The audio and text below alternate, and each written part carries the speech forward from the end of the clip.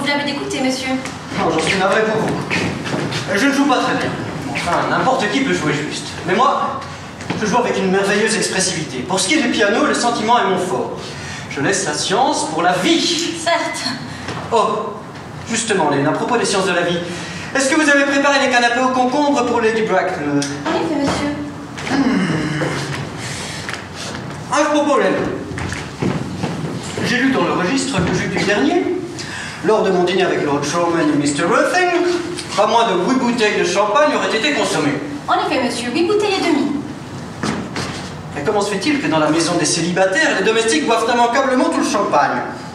Non, je pose la question à titre purement informatif. Je l'attribuerais volontiers à la qualité du vin, monsieur.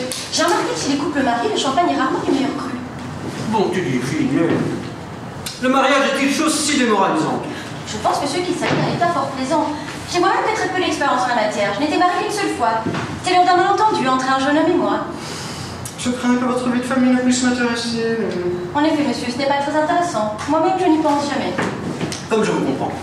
Ça ira bien, vous pouvez disposer.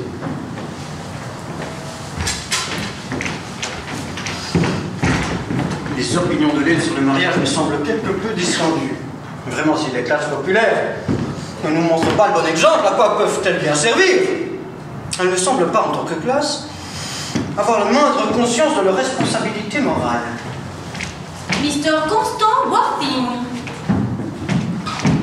Comment vas-tu, mon cher Constant? Qu'est-ce qui t'amène en ville? Ah, le plaisir devrait-on suivre à notre guide? Encore en train de manger ce que je vois à G? Je crois qu'on en a coutume dans la bonne société à prendre une légère collation à 5 heures. Où es-tu que j'ai passé depuis jeudi dernier? À la campagne. Que diable faisais-tu là-bas? Quand on est en ville, on s'amuse. Quand on est à la campagne, ce sont les autres qu'on amuse. C'est excessivement ennuyeux. Et qui sont ces autres que tu amuses, dis-moi? Oh, des voisins. Tu as des voisins agréables dans ton petit patelin pastoral du Shropshire? Éperdument épouvantables. Je ne parle jamais à aucun d'entre eux. Comme tu dois les amuser. D'ailleurs, c'est bien dans le Shropshire que se trouve ton manoir, n'est-ce pas? Hein? Le Shropshire? Bien sûr. Et ça, par exemple, pourquoi toutes ces tasses? Et ces canapés au concombre? Pourquoi une abondance débridée chez un si jeune homme? Qui vient prendre le thé? Seulement tante Augusta et Gwendoline. Ah, voilà qui est tout à fait charmant. Oui, voilà qui est très bien. Mais je crains que tante Augusta n'apprécie guère ta présence ici. Pourquoi dis-tu cela? Mon cher, la façon dont tu flirtes avec Gwendoline est tout à fait inconvenante. Presque aussi inconvenante que la façon dont Gwendoline flirte avec toi. Je suis amoureux de Gwendoline. Je suis venu à Londres spécialement pour la demander en mariage. Moi, je croyais que tu étais venu pour le plaisir. J'appelle ça personnellement venir pour affaire. Tu es affreusement dénué de romantisme. Non, je regrette, je vois pas ce qu'il y a de romantique dans une demande en mariage. Oui, être amoureux, oui, ça c'est follement romantique. Mais il n'y a rien de romantique dans ce genre de formalité. Après tout, on peut toujours vous dire oui, et alors, tout le beau de la passion, c'est fini. Non, la véritable essence de l'amour est dans l'incertitude. Je crois que si un jour je me marie, je ferai tout pour l'oublier. J'ai aucun doute à ce sujet, mon cher Angie. Le tribunal des divorces était spécialement conçu pour des gens à la mémoire si curieusement constituée. Il ne sert à rien de débattre d'un tel sujet. Je te prie de ne pas toucher au canapé au concombre. Ils ont été préparés pour tante Augusta. Du pas longtemps à manger. Oui, mais c'est sensiblement différent. Il s'agit de ma tante. Prends donc du pain et des tartines beurrées. Les tartines beurrées sont pour Gwendoline. Et Gwendoline voue un culte aux tartines beurrées. Ah, les fêtes sont délicieuses. Rien ne t'oblige, mon cher, à manger de la sorte. Enfin, tu te comportes déjà comme si tu étais marié. Tu ne l'es pas, et je crains que tu ne le sois jamais. Si tu dis une chose pareille. Eh bien, tout d'abord, les jeunes filles n'épousent pas les hommes avec qui elles flirtent. Elles trouvent que ce n'est pas bien. C'est ridicule. Pas du tout. C'est une grande vérité. Ça explique le nombre invraisemblable de célibataires que l'on croise partout. Et ensuite, je ne donne pas mon consentement. Ton consentement? Mon cher, Gwendoline est ma cousine germaine. Et avant que je te permette de l'épouser, tu vas devoir m'en dire un petit peu plus. Laine, tu vas devoir m'en dire un petit peu plus sur cette mystérieuse Cécilie. Cécilie? Et que diable veux-tu dire? Je ne connais personne du nom de Cécilie. Veuillez m'apporter l'étui à cigarette que Mr. Ruffing a laissé dans le fumoir la dernière fois qu'il a dîné ici, je vous prie. Bien, monsieur. Tu veux dire que c'est toi qui avais mon étui à cigarette depuis tout ce temps? Tu aurais dû me le dire. J'ai écrit le sujet des lettres frénétiques à Scotland Yard. J'étais sur le point d'offrir une forte récompense. Eh bien, j'espère, mon cher, que tu m'en offriras une. Je suis assez désargenté en ce moment. Il est à présent inutile d'offrir une récompense puisque je l'ai retrouvée. Je dois dire, Constant, que je trouve cela assez mesquin de ta part. Enfin, ça n'a guère d'importance, puisque maintenant que je lis cette inscription, je me rends compte que cet étui n'est pas à toi, finalement. Ah, bien sûr que si, il est à moi, tu m'as vu avec des centaines de fois. Non.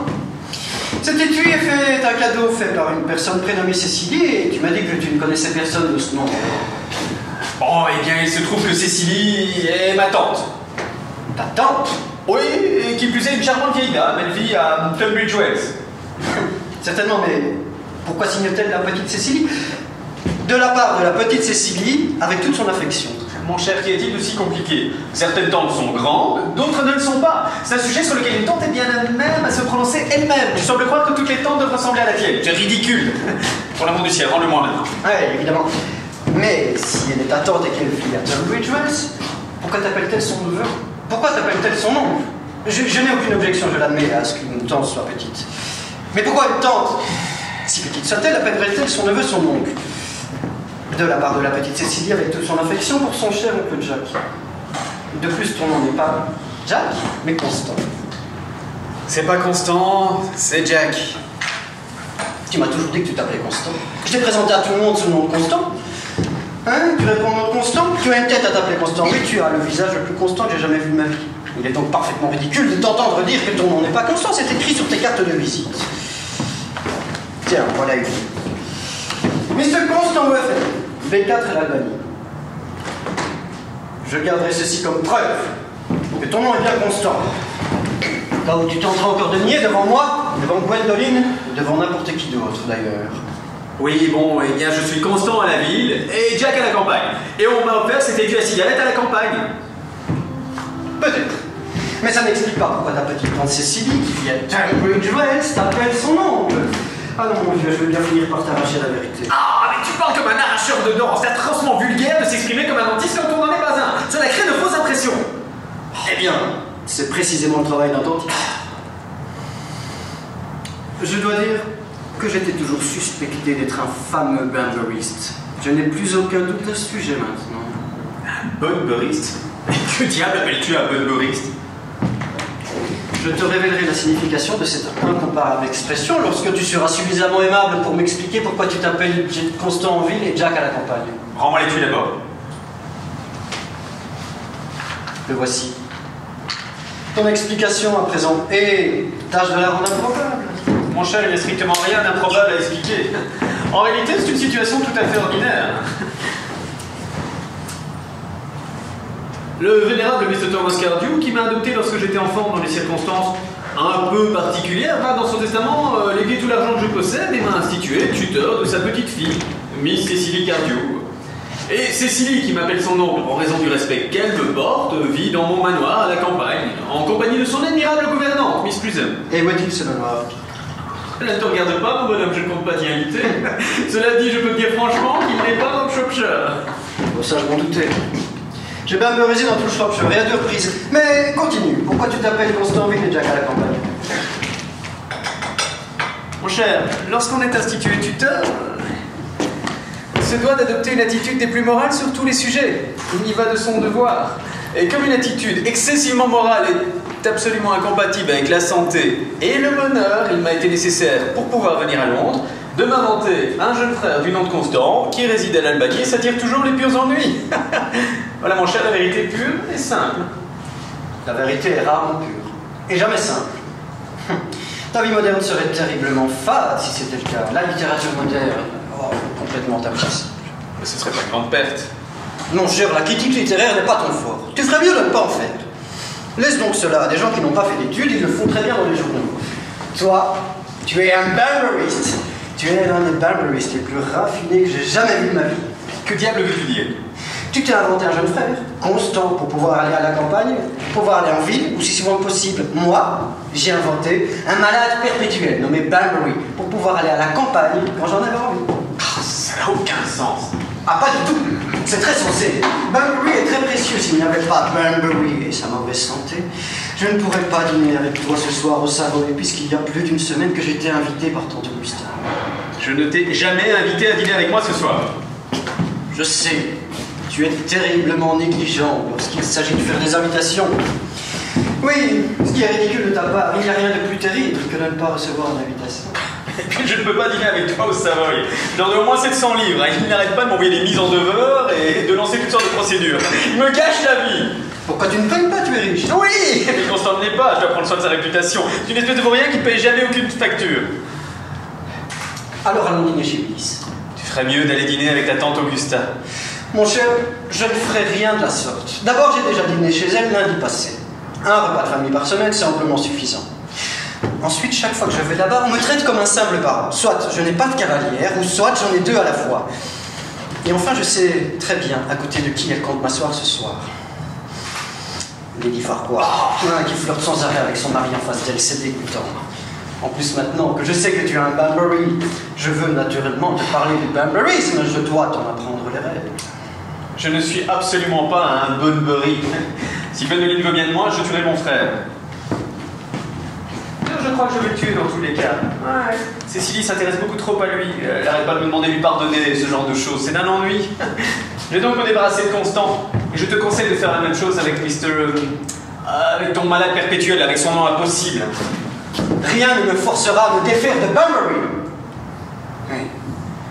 Et si jamais tu te maries, ce qui me paraît excessivement problématique, tu seras très heureux de me connaître toi aussi. Un homme qui se marie sans connaître Banbury ne profite jamais de rien. Oh, c'est ridicule. Si j'épouse une jeune fille aussi charmante que Gwendoline, elle est bien la seule avec qui j'ai jamais eu envie de me marier, j'aurai aucun besoin d'entendre parler de Banbury. Et dans ce cas, c'est ta femme qui en aura besoin. Tu sembles ne pas comprendre. Dans le mariage à trois, on tue l'ennui. Mais dans le mariage à deux, c'est l'ennui qui vous tue. Pas semblant d'être cynique, il est beaucoup trop facile d'être cynique. Ah non, mon cher. Il n'est plus facile d'être quoi que ce soit de nos jours. Il y a dans tous les domaines une concurrence si sauvage. Ah, ça doit être tante Augusta. Il n'y a que la famille où les créanciers peuvent sonner de manière aussi vague ou méridienne. Bien. Si je m'arrange pour la tenir à l'écart 10 minutes, le temps pour toi de faire ta demande en mariage, est-ce que je pourrais espérer dîner chez Ulysse en ton compagnie ce soir? Je suppose que oui, puisque tu t'y attends. Parfait. Mais tu dois me promettre de prendre cela au sérieux. Je déteste les gens qui prennent leur repas avec légèreté, je trouve ça excessivement frivole de leur part. Lady Bracknell et Miss Fairfax.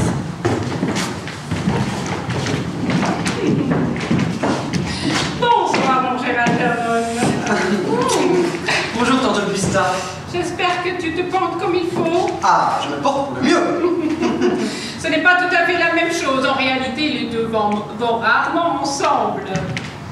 Oh, Gwendoline, tu es ravissante. Je suis toujours ravissante, n'est-ce pas, Mr. Worthy? Vous êtes parfaite, Miss Fairfax. Oh non, j'espère bien que je ne le suis pas. Ça ne laisserait aucune place à l'amélioration et j'ai bien l'intention de m'améliorer dans de nombreux domaines. Je suis navrée d'être un peu en retard, Algernon, mais j'ai été obligée de rendre visite à cette chère Lady Harwood. Je n'y étais plus allée depuis la mort de son pauvre mari. Je n'ai jamais vu une femme aussi altérée. Elle a l'air d'avoir 20 ans de moins. Bon, je voudrais bien une tasse de thé et l'un de ces délicieux canapés au concombre que tu m'as promis. Bien, tante Augusta. Ne veux-tu pas t'asseoir auprès de moi, Gwendoline? C'est gentil, maman, je suis très bien ici. Bonté divine. L'aide! Pourquoi n'y a-t-il pas de canapé au concombre? Je les avais commandés spécialement. Il n'y avait plus de concombre au marché ce matin, monsieur. Je suis pourtant allée 2 fois. Plus de concombre? Non, monsieur, pas même contre argent comptant. Je suis fortement affligé, tante Augusta. Il n'y avait plus de concombre au marché ce matin, même pour argent comptant. Cela n'a guère d'importance. J'ai mangé quelques muffins avec Lady Harwood. Elle semble se consacrer entièrement au plaisir à présent. Merci. Je t'ai réservé une surprise pour ce soir, Algernon. Je compte te placer à côté de Lady Farquhar. C'est une femme charmante et tellement attentionnée pour son mari. Les regarder, c'est un plaisir. Je crains, tante Augusta, de devoir renoncer au plaisir de dîner en votre compagnie, finalement. J'espère bien que non, Algernon. Cela mettrait ma table sans dessus-dessous. Ton oncle serait obligé de dîner à l'étage.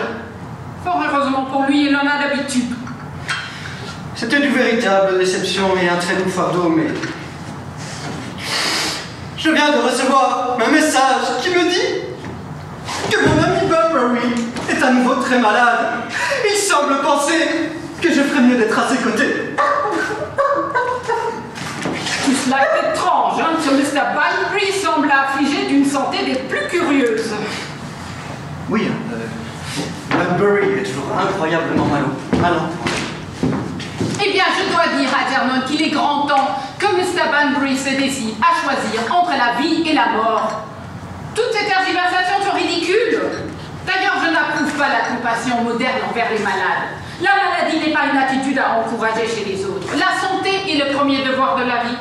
C'est ce que je répète sans cesse à ton oncle, qui n'a pas l'air d'y prendre garde, à en juger par l'évolution de son état de santé. Je te serais fort obligée, Algernon, si tu demandais de ma part à Mr. Banbury d'éviter toute rechute samedi prochain. Je compte sur toi pour organiser mon programme musical. C'est ma toute dernière réception et l'on s'attend donc à ce qu'elle encourage les conversations. Surtout qu'on est en fin de saison et que chacun a déjà à peu près tout dit de ce qu'il avait sur le cœur. Ce qui d'ailleurs dans la plupart des cas ne doit pas être grand-chose.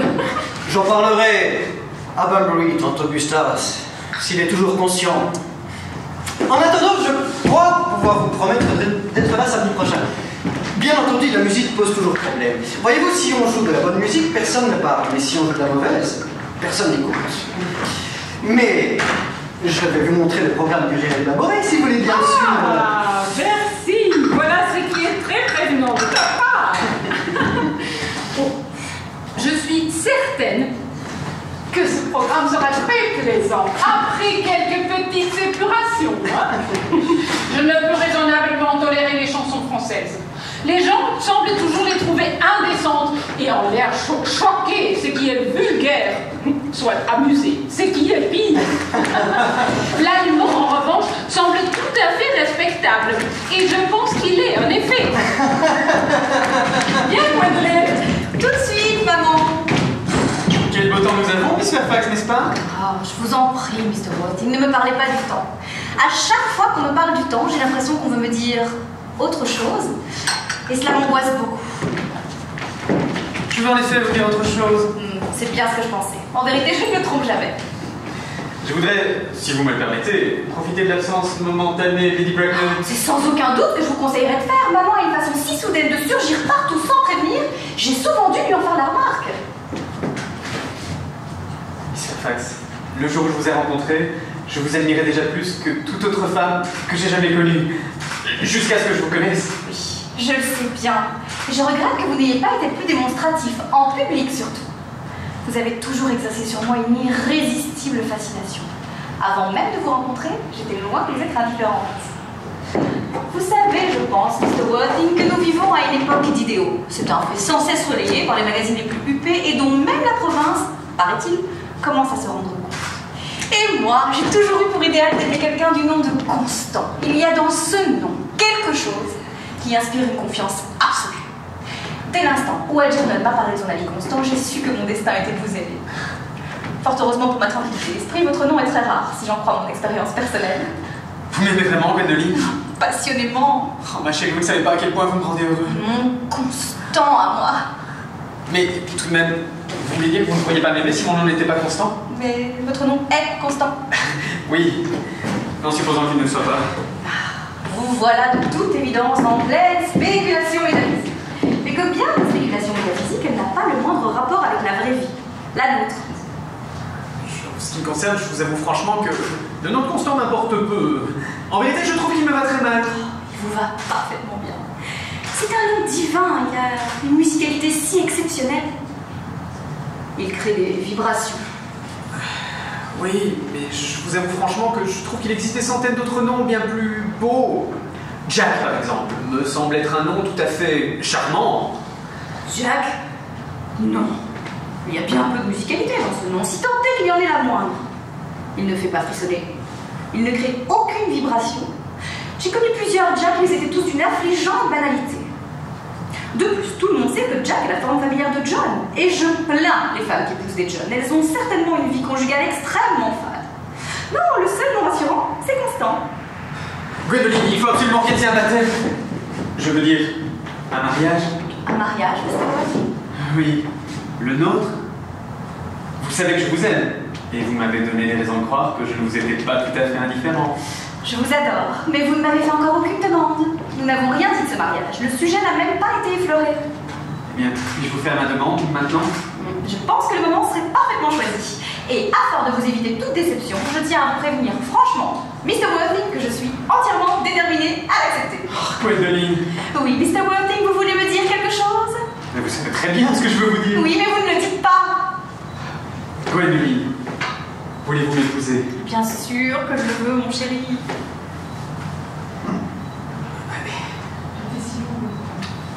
Tu étais si long à me le demander. J'ai bien peur que tu n'aies pas une grande expérience en matière de demande en mariage. Je n'ai jamais aimé que toi, ma chérie. Sans doute, mais les hommes font souvent des demandes pour s'entraîner. C'est ce que fait mon frère Gérald. Toutes mes amies peuvent en témoigner. Oh, Constant, tes yeux sont d'un bleu si merveilleux. Ils sont d'un bleu tellement bleu. J'espère que tu me regarderas toujours comme ça, surtout quand il y aura du monde.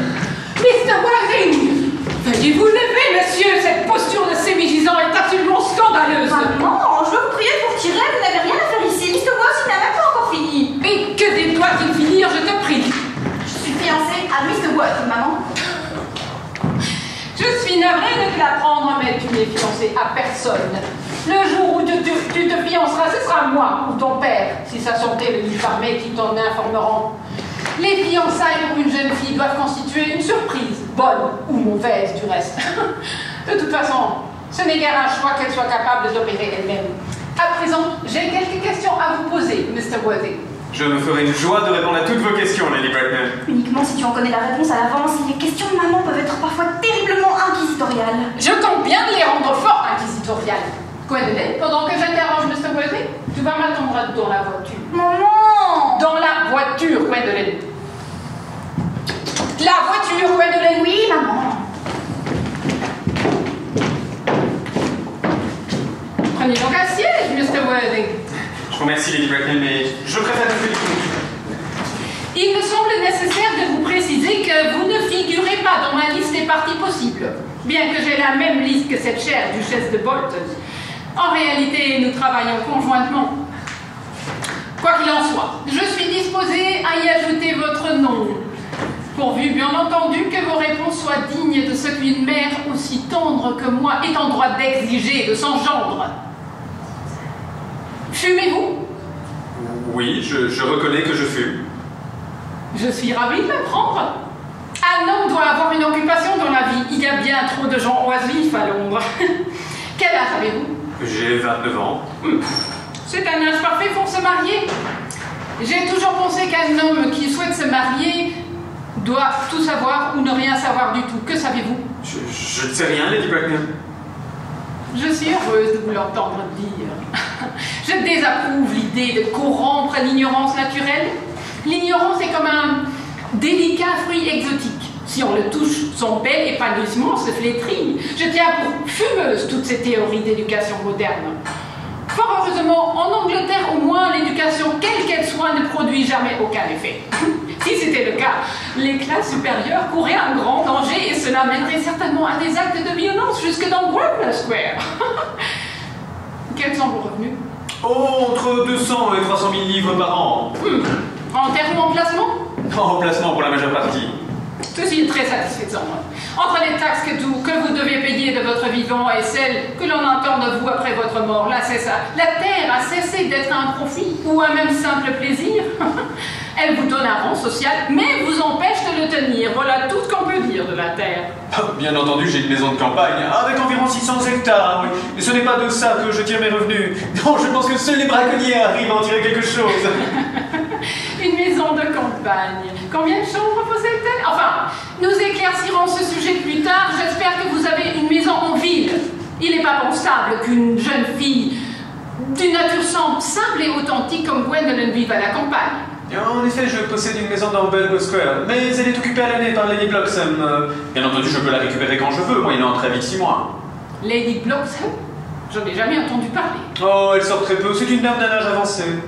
De nos jours, ce n'est plus une garantie de respectabilité. À quel numéro de Belgrave Square est votre maison? Oh, 149. C'est le côté démodé. Je me doutais qu'il y aurait quelque chose. Cependant, nous pouvons facilement changer cela. La mode ou le côté? Les deux, si nécessaire, je suppose. Quelles sont vos opinions politiques? Je crains fort de ne pas en avoir. Enfin, je suis libéral pour l'Union. La droite, pour ainsi dire. Nous recevons souvent les Tories à dîner ou durant nos soirées. Vous n'avez bien entendu aucune sympathie pour les socialistes. Je n'ai pas l'intention de dresser les masses populaires contre les classes supérieures, Lady Bracknell, si telle est votre question. Oui, c'était tout à fait ma question. Vos parents sont-ils vivants? J'ai perdu mes 2 parents. Tous les 2? Perdre un parent peut être considéré comme de la malchance. Mais perdre les 2 s'apparente fort à de la négligence. Qui était votre père? C'est évident, c'était un homme fortuné. Est-il né dans ce que les journaux socialistes qualifient de pourpre du commerce ou est-il issu de l'aristocratie? J'ai bien peur de ne pas le savoir, Lady Bracknell. En vérité, je vous ai dit que j'avais perdu mes parents, mais il semblerait que ce soit plutôt eux qui m'aient perdu. J'ai été trouvé. Trouvé? Oui. Le vénérable Mr. Thomas Cardew, un gentleman bienveillant et charitable, m'a trouvé et m'a donné le nom de Worthing parce qu'il avait dans sa poche un billet de première classe pour Worthing, qui est une station balnéaire dans le Sussex. Et où ce charitable gentleman qui avait un billet de première classe pour une station balnéaire vous a-t-il trouvé? Dans un sac de voyage. Un sac de voyage? Oui, un grand sac en cuir avec 2 poignées. Un sac ordinaire, en somme. Et à quel endroit ce James ou Thomas Cardew a trouvé ce sac ordinaire? Dans la consigne de la gare Victoria. La consigne de la gare Victoria? Oui, sur la ligne de Brighton. Je me moque de la ligne de Brighton. Mr. Worthing, j'avoue que ce que vous me dites me déconcerte au plus haut point.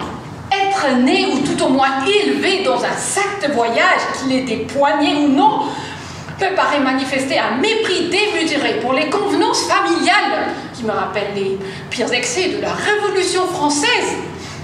Et j'imagine que vous savez comment s'est terminé ce malheureux mouvement. Sans parler du lieu où votre sac de voyage a été trouvé, la consigne d'une ligne de chemin de fer qui paraît le plus approprié pour y dissimuler une erreur de jeunesse. C'est une chose qu'on a déjà vue par le passé, mais qui ne saurait constituer le fondement solide nécessaire pour tenir une position respectable dans la bonne société. Et que me conseillez-vous de faire alors, Lady Bracknell? Il va de soi que je ferai tout pour assurer le bonheur de Gwendoline. Ce que je vous conseille de faire, Mr. Worthing, c'est de tenter de vous trouver une famille le plus rapidement possible et de faire des sérieux efforts pour être en mesure de présenter un de vos parents, peu importe lequel, avant la fin de la saison. Et je ne vois vraiment pas comment faire. Bien entendu, je peux vous présenter le sac quand vous le désirez, il est chez moi dans ma penderie. Je pense que cela devrait vous satisfaire, Lady Bracknell. Me satisfaire est une question de moi, Mr. Worthing. Imaginez-vous qu'une seule seconde que Lord Bracknell et moi songerions à autoriser notre unique fille, élevée avec le plus grand soin, à épouser un vestiaire et former une alliance avec un colis? À présent, je prends congé de vous, monsieur. Vous comprendrez, bien entendu, qu'il n'y aura désormais plus de communication entre vous et Miss Fairfax.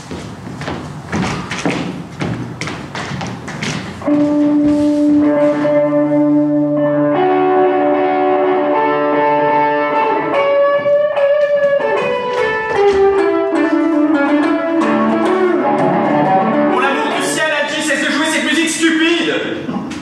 C'est bien mon vieux. Comment ça n'a pas marché?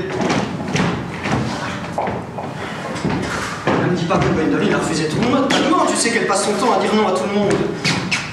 Ça doit être un trait irrémédiable de son caractère. Mais non, Gwendoline a été parfaite. De son point de vue, nous sommes fiancés. Mais sa mère est absolument insupportable. Je suis sûr que c'est une véritable gorgone.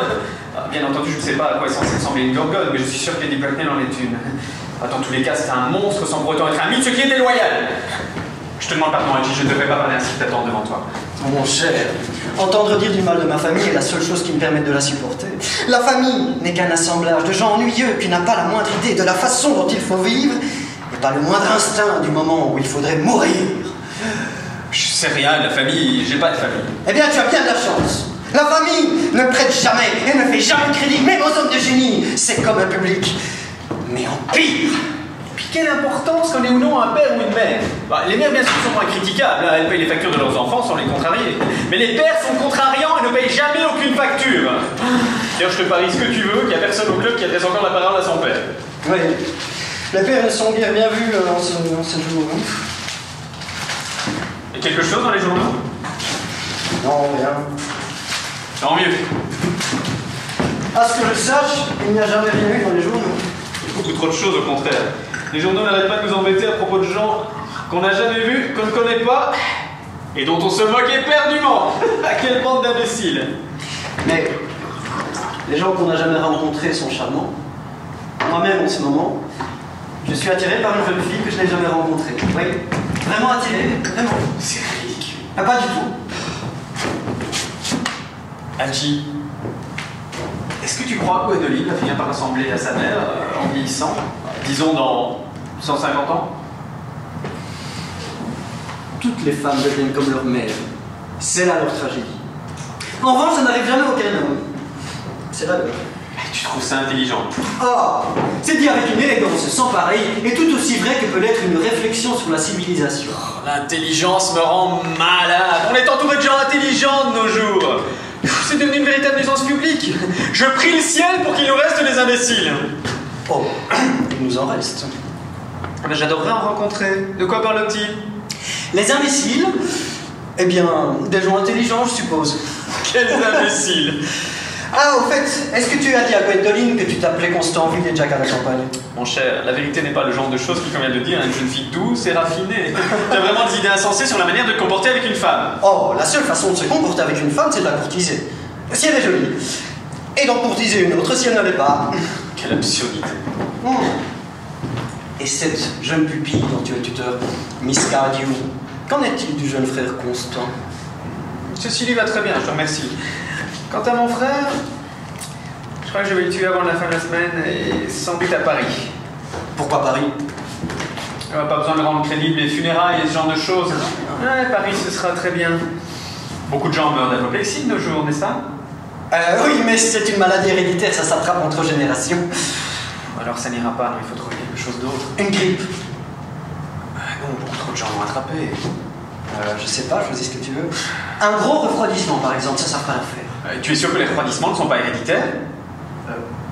Non, bien sûr que non. Ouais, alors ça ira très bien. Mais je croyais que tu avais dit que Miss Cardew était un peu trop attachée à ton jeune frère Constant. Tu ne crois pas qu'elle va ressentir sa mort comme une lourde perte? Non, je suis assez fier de dire que Cécilie n'est pas une de ces jeunes filles romantiques. Elle a très bon appétit, fait de longues promenades et n'écoute aucune de ses leçons. J'aimerais vraiment rencontrer Cécilie. Oui, ben je vais prendre un soin extrême parce que cela n'arrive pas et rien ne t'autorise à l'appeler Cécilie. Ah oui, je vois, c'est sans doute parce qu'elle est très laide. Ben oui, j'imagine très bien à quoi elle doit ressembler. Ça doit être une de ces intellectuelles renfrognées, comme on croise partout, avec des idées larges comme ses pieds. Je suis prêt à parier qu'elle est extrêmement laide, qu'elle a 39 ans et qu'elle les fait très bien. Eh ben il se trouve qu'elle est extrêmement jolie et qu'elle n'a que 18 ans. Et est-ce que tu as dit à Gwendoline que tu avais une pupille extrêmement jolie qui n'avait que 18 ans? Mon cher, la vie est une question de tact. Il faut aborder les points délicats par degrés. Je te parie ce que tu veux, qu'une heure après s'être rencontrées, elles seront déjà de très grandes amies et se considéreront comme des sœurs. Les femmes n'en arrivent là qu'après s'être donné beaucoup d'autres noms. Bien, si tu veux que nous ayons une bonne table chez Willis, tu ferais bien de te préparer. Sais-tu qu'il est déjà presque 7 heures? Et toi, il est toujours bientôt 7 heures. Oui, eh bien, je meurs de faim. Je t'ai jamais connu autrement qu'affamé. Enfin, soit. Je vais me changer à l'Albanie, on se retrouve chez Willis à 8 heures. Tu peux passer le prendre en chemin si tu veux. Miss Fairfax. Bon, c'est divine. Haji, sois gentil, tourne-toi, j'ai quelque chose à dire à Mr. Worthing, et comme c'est en quelque sorte une affaire privée, tu vas évidemment tout faire pour l'écouter. Oh, je ne ferai jamais une chose pareille. Haji, ton comportement est toujours rigoureusement immoral. Tu es pourtant encore trop jeune pour ça. Chérie. Constant, il se peut que nous ne puissions jamais nous marier. Maman ne le permettra jamais à en juger par son expression. Il n'y a plus beaucoup de parents de nos jours qui donnent un tant soit peu d'importance à ce que leur disent leurs enfants. Le traditionnel respect envers les jeunes est en train de se perdre. Si j'ai eu une quelconque influence sur maman, je l'ai perdue dès l'âge de 3 ans. Mais même si elle nous empêche de nous marier, même si j'épouse quelqu'un d'autre, ou même des dizaines d'autres, rien de ce qu'elle pourra faire ne pourra altérer mon intarissable adoration pour toi. Ma douce Gwendoline. La si romantique histoire de tes origines que m'a raconté maman, en y ajoutant de nombreux commentaires désagréables, a fait vibrer chacune des fibres de mon être. Ton prénom exerce sur moi une irrésistible fascination. La simplicité de ton caractère te rend délicieusement incompréhensible à mes yeux. J'ai déjà ton adresse à l'Albanie. Veux-tu bien me donner celle de ta commune campagne? Le manoir à Woolton, Hertfordshire. Je suppose qu'ils ont un bon service postal. Nous pourrions en avoir besoin en cas de recours à des solutions désespérées. Bien entendu, nous ne devons pas agir trop précipitamment. Je t'écrirai tous les jours. Mon tendre amour. Combien de temps restes-tu à Londres? Jusqu'à lundi prochain. Parfait. Tu peux te retourner maintenant, Algie. C'est déjà fait. Tu devrais également appeler. Lane? Me permets-tu de te raccompagner jusqu'à ta voiture? Bien sûr. Je vais l'accompagner, Miss Fairfax. Bien, monsieur.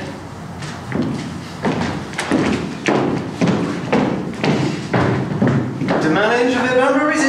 Oui, monsieur. Je ne serai sans doute pas revenu avant lundi. Veuillez préparer mes tenues de soirée, ma belle veste et mes costumes de Banbury. Bien, monsieur. J'espère qu'il fera beau demain, Lane. Il ne fait jamais beau, monsieur. Lane, vous êtes une parfaite pessimiste. Je fais ce que je peux pour donner satisfaction à monsieur.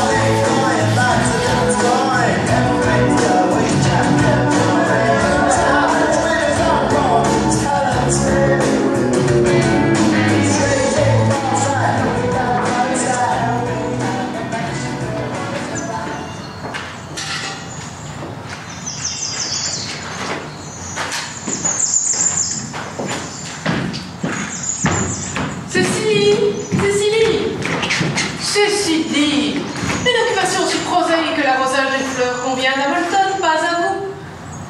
Surtout lorsque les plaisirs de l'intellect vous attendent. Votre grammaire allemande est sur la table. Prenez-la, page 15, je vous prie. Nous allons revoir la leçon d'hier. Je voudrais bien échanger ma place avec celle de Moulton. Moulton! Oui, mademoiselle Cécilie. Moulton, voudriez-vous apprendre l'allemand? Oui, l'allemand est la langue parlée par les gens qui habitent en Allemagne. Je n'aime pas beaucoup toutes ces langues étrangères, mademoiselle, sauf votre espagnol. Cécilie, nous n'y arriverons jamais ainsi. Veuillez reprendre votre gilet immédiatement. Mais je n'aime pas l'allemand. Ce n'est pas une langue très saillante. D'ailleurs, je sais parfaitement que je suis toujours très laide après ma leçon d'allemand. Mon enfant, vous savez que votre tuteur se soucie de vos progrès en tout. Il a particulièrement insisté sur vos leçons d'allemand. À vrai dire, il insiste toujours sur vos leçons d'allemand lorsqu'il part à Londres. Donc le Jack est parfois si sérieux que j'ai l'impression qu'il ne va pas très bien. Mais votre tuteur a la santé la plus solide qui soit.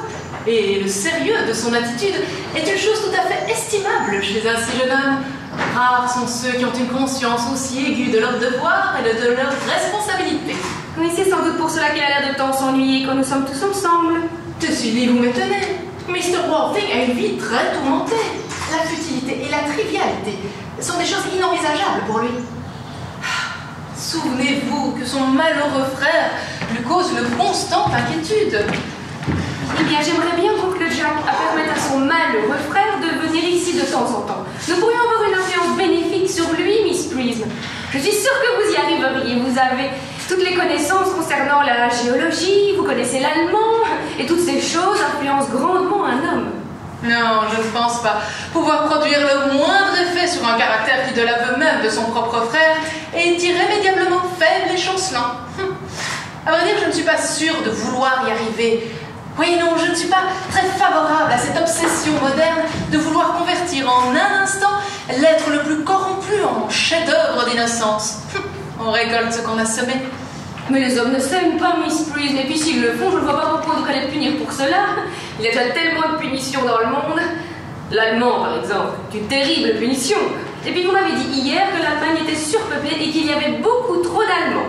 Oui, enfin, ça n'est pas une raison pour tenir votre journal au lieu de traduire Guillaume Tell. Il faut que vous le rangiez.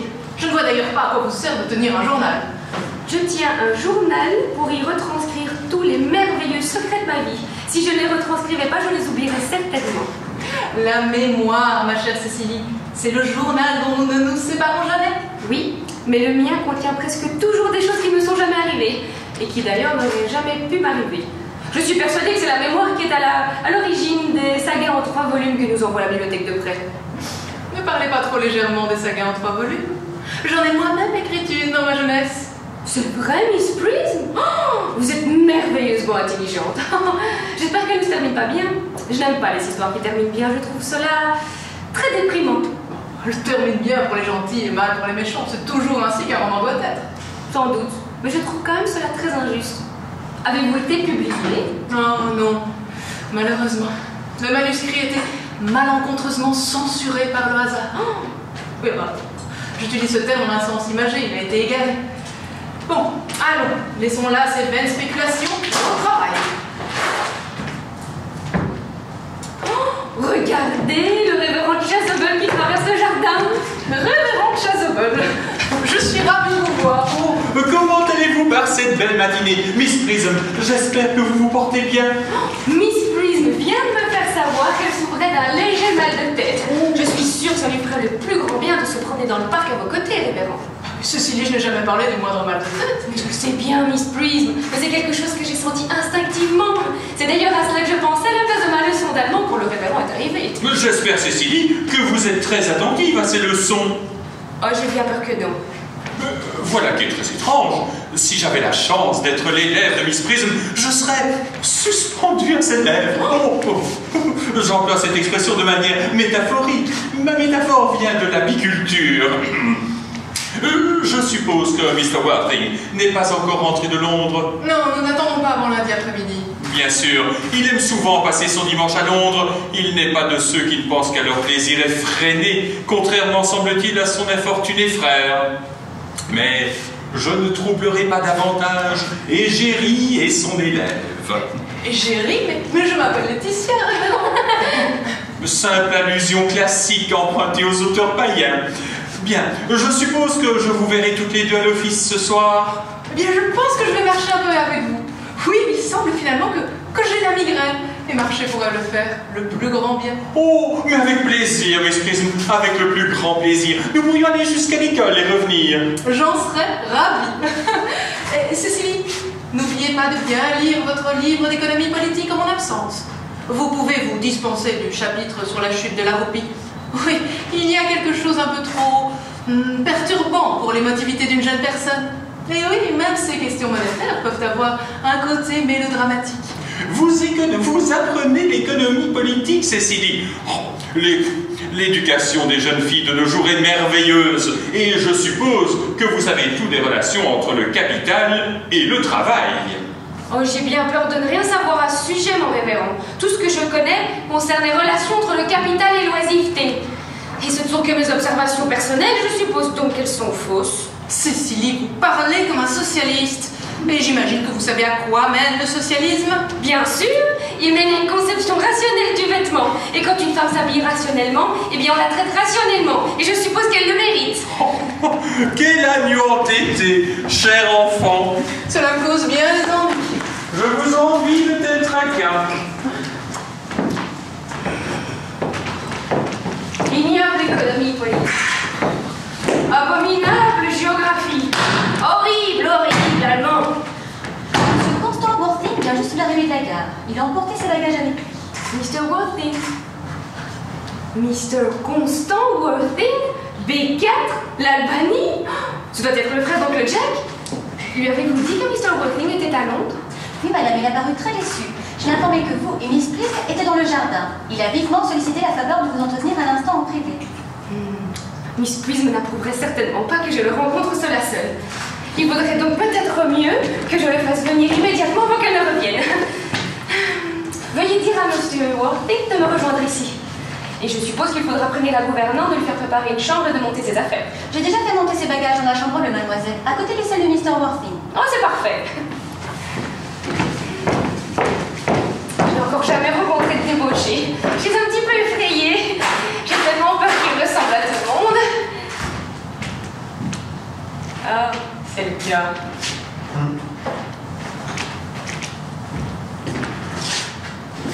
Vous devez être ma cousine Cécilie, la petite cousine Cécilie, j'en suis sûr. Ah, vous faites une étrange erreur, je ne suis absolument pas petite. Je suis même assez grande pour mon âge. Mais je suis bien votre cousine Cécilie. Et vous, d'après votre carte, vous devez être le frère d'oncle Jack, mon cousin Constant. Ce débauché de cousin Constant. Ah, je ne suis pas du tout débauché, Cécilie. Vous ne devez pas croire que je sois débauché. Ah, si vous n'êtes pas, vous nous avez trompé de manière inexcusable. Vous avez fait croire à oncle Jack que vous étiez très mauvais. J'espère que vous n'avez pas mené une double vie en nous faisant croire que vous étiez débauché, alors qu'en fait, vous aviez une vie très vertueuse. Ce serait inexcusable et très hypocrite de votre part. Il est vrai que j'ai eu quelquefois une vie quelque peu dissolue. Oh, je suis contente de l'apprendre. Oui, maintenant que vous m'en parlez, j'ai souvent agi avec beaucoup de légèreté, mais mes moyens aussi étaient très légers. Oh, vous ne devriez pas vous en vanter, même si cela a dû être très agréable.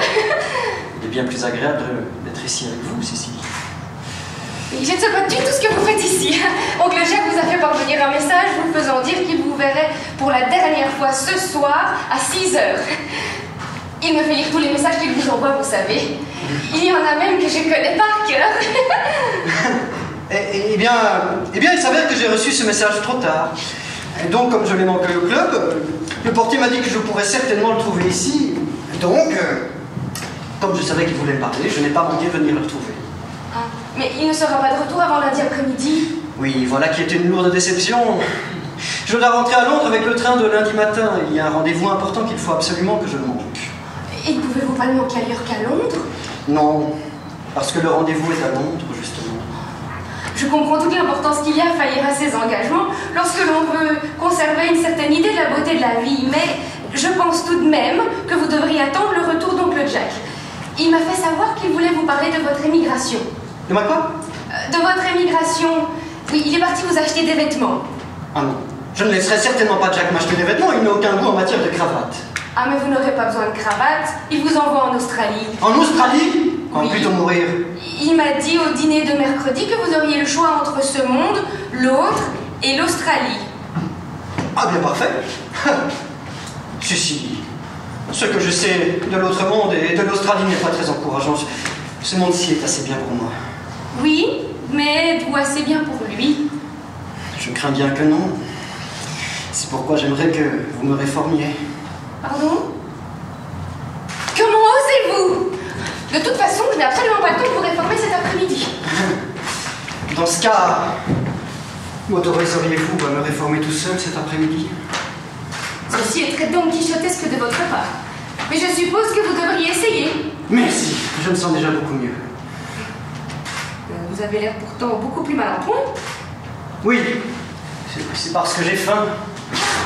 Je manque terriblement de prévenance. J'aurais dû comprendre que lorsqu'on s'apprête à entamer une vie entièrement nouvelle, on a besoin de repas sains et réguliers. Miss Pease et moi déjeunons à 2 heures d'un rôti d'agneau. Je crains que ce soit un peu trop riche pour moi. Oncle Jack, dont la santé a malheureusement été détériorée par les nuits blanches que vous l'avez fait subir, a reçu pour ordonnance de son médecin de se nourrir à midi exclusivement de canapé au foie gras et de champagne millésime 89. Bon, je crois que je ne parviendrai à me contenter de ce champagne à 89. Moi, je suis ravie de voir que vous avez des goûts si simples. La salle à manger est par ici. Oh, merci. Oh, puis-je porter une fleur à la boutonnière? Je ne mange jamais de bon appétit si je n'ai pas une fleur à la boutonnière. Une maréchale Nil? Non, une rose rose. Ah, mais pourquoi? Eh bien, parce que vous ressemblez à une rose rose, Cécilie. Hein? Vous ne devriez pas me dire ce genre de choses. Miss Pease ne parle jamais ainsi. Dans ce cas, Miss Prison est une vieille femme à la vue basse. Vous êtes la plus belle fille que j'ai jamais vue de ma vie. Miss Brim dit que la beauté est un piège. Oui, et c'est un piège dans lequel n'importe quel homme raisonnable serait ravi de tomber. Ah, je sais. Je ne vois pas pourquoi. Alors, je ne voudrais pas y faire tomber un homme raisonnable, je ne saurais pas quoi lui dire. Vous êtes trop solitaire, Révérend. Vous devriez vous marier. Je peux comprendre les misanthropes, mais les femmes anthropes, c'est inexplicable. Croyez-moi, mon attitude ne justifie en rien un tel néologisme. L'Église primitive réprouvait clairement le mariage. C'est sans nul doute la raison pour laquelle elle n'a pas survécu jusqu'à nos jours. Vous ne semblez pas vous rendre compte, cher révérend, qu'en restant si obstinément célibataire, un homme devient une tentation permanente. Les hommes devraient être plus prudents. C'est ce même célibat qui conduit les faibles femmes au fond du gouffre. Mais un homme ne reste-t-il pas attirant, même une fois marié? Aucun homme marié n'est attirant, si ce n'est pour sa femme. Oui, et souvent a-t-on dit même pas pour elle. Tout dépend des connivences intellectuelles qu'il entretient avec elle. L'âge mûr est un âge sûr. On peut toujours se fier à la maturité. Oui, les jeunes femmes sont un peu vertes. Oh, je parle en termes d'horticulture. Ma métaphore vient des fruits. Mais où est donc Cécilie? Elle a dû nous suivre jusqu'à l'école. Mr. Worthing! Mais quelle surprise! Nous ne vous attendions pas avant lundi après-midi. Je suis revenu plus tôt que prévu. Révérend Chasuble, j'espère que vous allez bien. Cher Mr. Worthing, j'espère que ce costume de deuil ne présage pas de quelque terrible calamité. Il s'agit de mon frère. A-t-il commis des dettes ou des extravagances plus terribles qu'à l'ordinaire? Mène-t-il toujours une vie licencieuse et déréglée? Il est mort. Votre frère Constant est mort? On ne peut plus mort. Eh bien, que cela lui serve de leçon. J'espère qu'il en tirera quelque chose. La mort est notre lot à tous, Miss Prism. Nous ne devrions pas l'envisager dans son cas comme un châtiment divin personnel, mais plutôt comme un bienfait universel de la Providence. Sans la mort, la vie serait incomplète. Cher Mr. Worthing, je vous présente mes sincères condoléances. Au moins, aurez-vous la consolation de savoir que vous avez été le plus généreux et le plus miséricordieux des frères. Ah, pauvre Constant, il avait bien des défauts, mais c'était bien triste la nouvelle. Bien triste, en effet. Étiez-vous à ses côtés à ces derniers instants? Non, il est mort à l'étranger. À Paris, plus précisément. Oui, j'ai reçu l'année dernière un message de la part du directeur du Grand Hôtel. Et la cause du décès était-elle précisée? Il semblerait que ce soit un gros refroidissement. On récolte ce qu'on a semé. Un peu de charité, Miss Prism, un peu de charité. Personne n'est parfait. Moi-même, je suis particulièrement sensible au courant d'air. Sera-t-il enterré ici? Non, il semble avoir manifesté le désir d'être enterré à Paris. À Paris? À Paris. Et je crains bien que cela montre sa futilité d'esprit, même dans ces derniers moments. Je suppose que vous souhaiterez que je fasse une rapide allusion à ce tragique événement familial dimanche prochain. Mon sermon sur la signification de la manne dans le désert peut être appliqué à n'importe quelle circonstance, heureuse ou, comme en ce cas-ci, affligeante. C'est ce que j'ai prêché pour la célébration des récoltes, pour les baptêmes, les consécrations, les jours de jeûne, les jours de fête. La dernière fois que je l'ai prononcé, c'était dans la cathédrale, un sermon appelant à la charité au profit de la société de prévention du mécontentement des classes supérieures. L'évêque qui est présent... Mon révérend, excusez-moi, vous avez bien parlé de baptême. Je suppose que vous avez fort bien baptisé. Je veux dire que vous devez avoir l'habitude de baptiser constamment des gens, n'est-ce pas? Si je suis navrée de le dire, l'un des devoirs les plus constants de notre révérend au sein de notre paroisse. J'en ai régulièrement entretenu les classes populaires, mais il ne semble pas savoir ce que la modération signifie. L'Église ne rejette aucun de ses enfants, Miss Prism. En chacun de ses petits, il y a peut-être un saint. Mais pensez-vous à un enfant particulier, Mr. Worthing? Si mes souvenirs sont bons, votre frère n'était pas marié. Non, bien sûr que non. Il en va souvent ainsi de ceux qui ne vivent que pour le plaisir. En vérité, mon révérend, je ne pensais pas à un enfant. J'aime beaucoup les enfants, mais ce serait moi qu'il faudrait baptiser si vous n'avez rien de mieux à faire. Vous avez certainement déjà été baptisé. J'en ai aucun souvenir. Vous n'avez pas de doute sérieux à ce sujet? J'ai les plus sérieux doutes à ce sujet. Enfin, peut-être me trouvez-vous trop vieux? Non, pas du tout. Je ne fais pas partie de ces pédobaptistes sectaires comme il y en a tant. Non. L'aspersion et même l'immersion des adultes étaient des pratiques courantes de l'Église primitive. L'immersion, vous ne voulez pas? L'aspersion sera largement suffisante et je dirais même recommandable. Le temps est si changeant. À quelle heure souhaitez-vous que nous fixions la cérémonie? Eh bien, disons vers 5 heures, si vous n'avez rien de mieux à faire. Parfaitement. J'ai d'ailleurs 2 autres cérémonies à célébrer à ce moment-là. des jumeaux qui sont récemment venus au monde dans une petite maison aux abords de votre domaine. Les enfants de ce pauvre Jenkins, le garagiste. Oh, un homme zélé, vraiment. Mon révérend, je ne pense pas qu'il soit très amusant de faire baptiser en compagnie d'autres bébés. Cela paraîtra enfantin. Disons plutôt 5h30. Oh, absolument. Absolument. Oups là. Mr. Worthing, je vais cesser de m'imposer dans une maison remplie de tristesse. Je vous demanderai simplement de ne pas vous laisser accabler par le poids du chagrin. Ce qui peut, semble-t-il, nous apparaître comme de dures épreuves, peut se révéler en réalité être une bénédiction déguisée. J'estime pour ma part que cette bénédiction est flagrante. Oncle Jack Oncle Jack Mais que se passe-t-il? Quel air sinistre! On a l'impression que tu as une rage dedans, alors que j'ai une merveilleuse nouvelle pour toi. Devine qui attend dans la salle à manger. Ton frère! Qui ça? Ton frère, Constant? Il est arrivé il y a une demi-heure. C'est ridicule, je n'ai pas de frère. Oh, tu ne devrais pas parler ainsi. Même s'il a très mal agi avec toi, ce que je comprends, tu ne devrais pas être aussi cruel et le renier ainsi.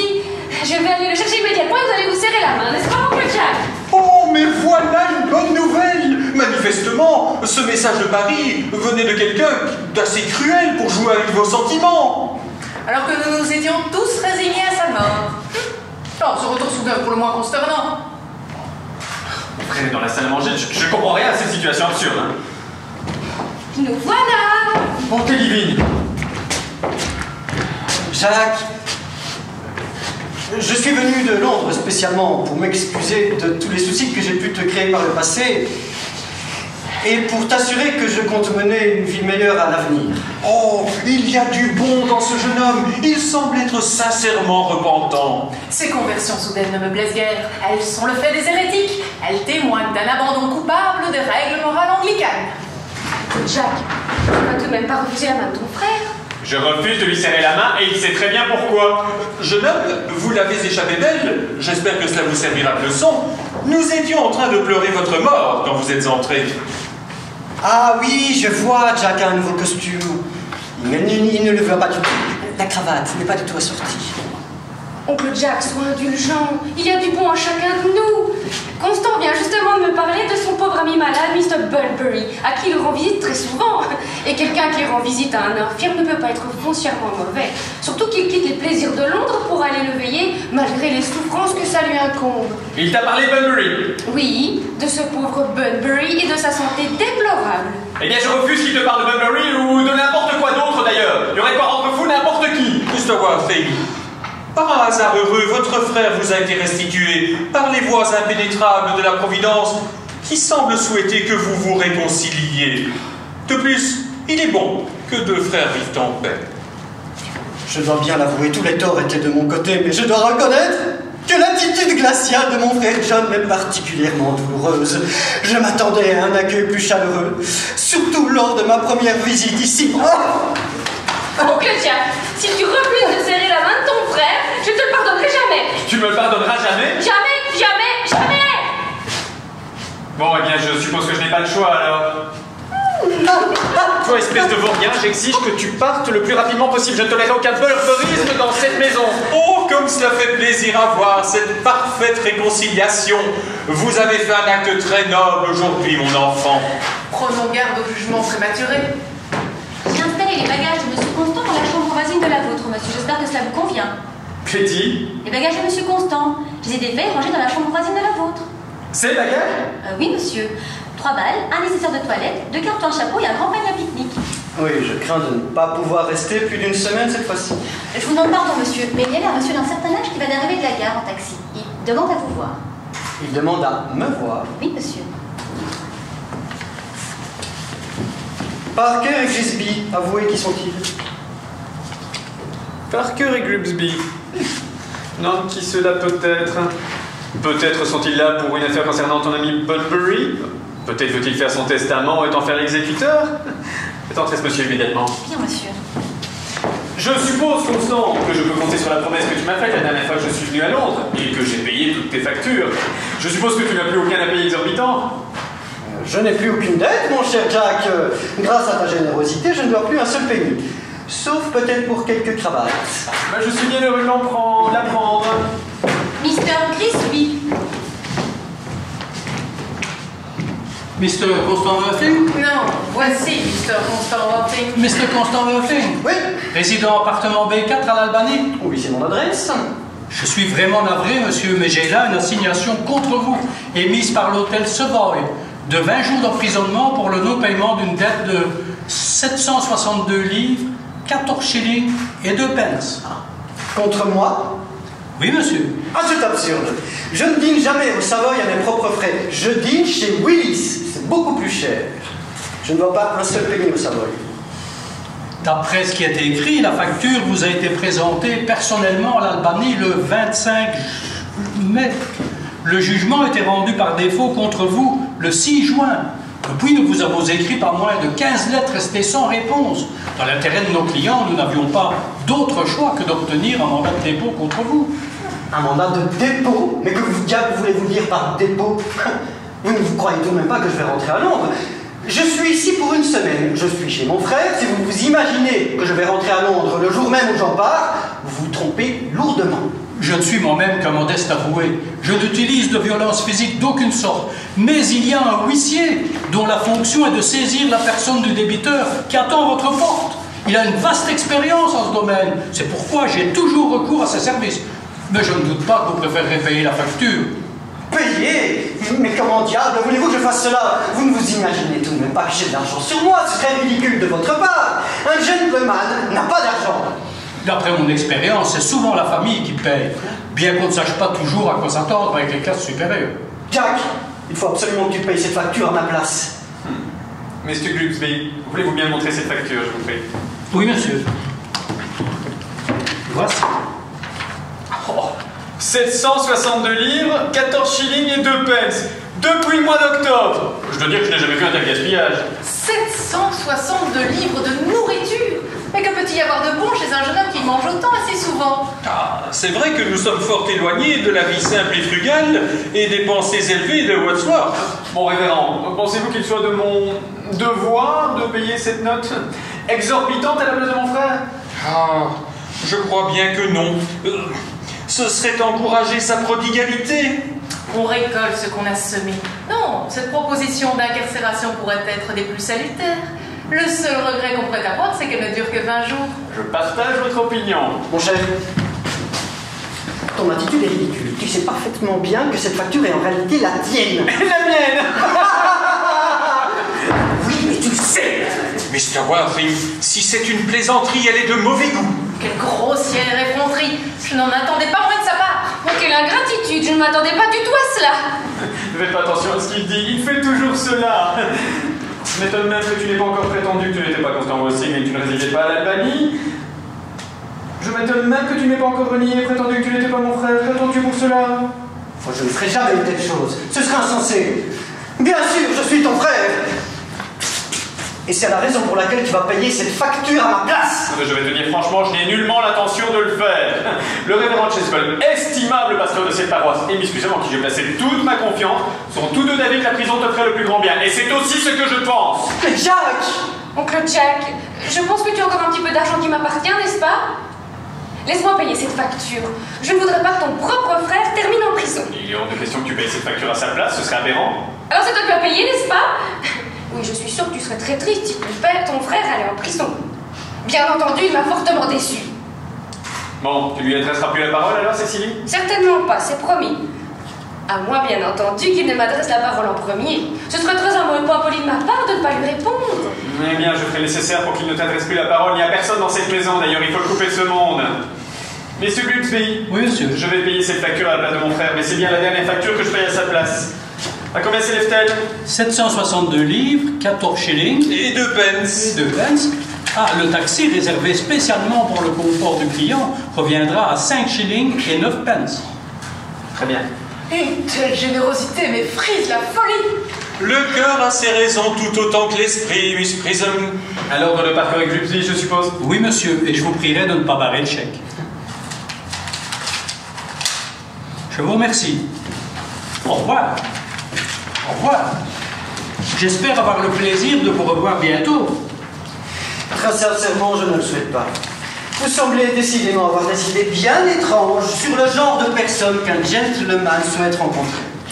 Aucun gentleman ne souhaiterait connaître un huissier qui enferme les gens. Très bien, très bien. Ah, au fait, Grizzly, il est hors de question que vous rentriez à la gare avec le taxi. C'est mon taxi, il a été loué pour mon confort. Vous pouvez prendre ce taxi, monsieur Grizzly. Je vous remercie, monsieur. Le temps devient extrêmement étouffant, n'est-ce pas, révérend Chasuble? Oui, on dirait qu'il va y avoir de l'orage. Il faudrait alléger l'atmosphère. Oui. Mr. Worthy, avez-vous lu le Times de ce matin? Il contient un intéressant article sur la recrudescence du sentiment religieux chez les laïcs. Je le réserve pour la fin du dîner. Le repas est servi, monsieur. Ah, enfin une bonne nouvelle, je meurs de faim. Mais vous avez déjà déjeuné? Il a déjà déjeuné? Oui, mais il s'est contenté des canapés au foie gras et du champagne millésime 89 que ton médecin t'a prescrit. Mon millésime 89? Oui, je pensais que tu serais content qu'il soit traité comme toi. Oui, bon, eh bien s'il a déjà déjeuné, inutile qu'il mange une deuxième fois, ce serait absurde. Prendre deux déjeuners la même journée, ce n'est plus la liberté, c'est la licence. Oui, tous les philosophes païens ont condamné l'abus de nourriture. Aristote lui-même en parle avec la plus grande sévérité. Il emploie les mêmes mots lorsqu'il parle des usuriers. Mon révérend, voulez-vous bien accompagner ces dames jusqu'à la salle à manger? Oh, mais avec grand plaisir.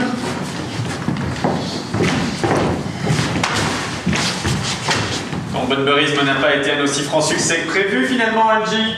Peut-être pas un très bon jour pour bunburiser. Moi non plus d'ailleurs. Oh, il y a des hauts et des bas dans le barbarisme, comme dans toute chose. Enfin, tout serait parfait si tu lui permettais de nez. Enfin, le plus important, c'est que j'ai vu Cécilie et elle est adorable. Il est hors de question que tu parles de Miss Cardew comme ça, cela ne me plaît pas. Eh bien, moi, ce qui ne me plaît pas, ce sont tes vêtements. Pourquoi tu ne vas pas te changer? C'est tout à fait ridicule. C'est tout à fait ridicule de porter le deuil d'une personne qu'on accueille chez soi pour une semaine. Je trouve ça excessivement grotesque. Tu ne resteras certainement pas ici une semaine, je ne t'ai jamais invité. Oh, tu vas prendre le train de 4h05. Oh, je ne partirai pas tant que tu es en deuil. Ce serait pas du tout amical de ma part. Si j'étais moi-même en deuil, je suis sûr que tu resterais. Je trouverais ça terrible si tu ne le faisais pas.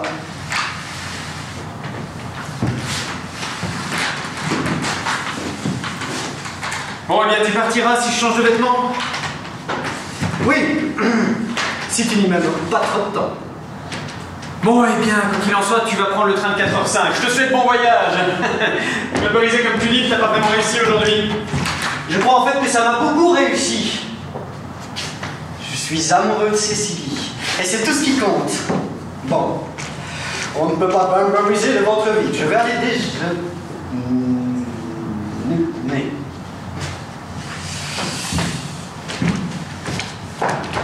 Oncle Jack m'a fait promettre de ne plus jamais vous adresser la parole. À moins, bien entendu, que vous me posiez une question au premier. Je ne comprends pas pourquoi vous ne me posez pas la moindre question. Vous ne devez pas être aussi intellectuel que vous ne le paraissez. Cécilie, m'autoriserez-vous à dîner en votre compagnie? Comment osez-vous encore me regarder en face après la conduite que vous avez eue? Mais j'adore vous regarder en face.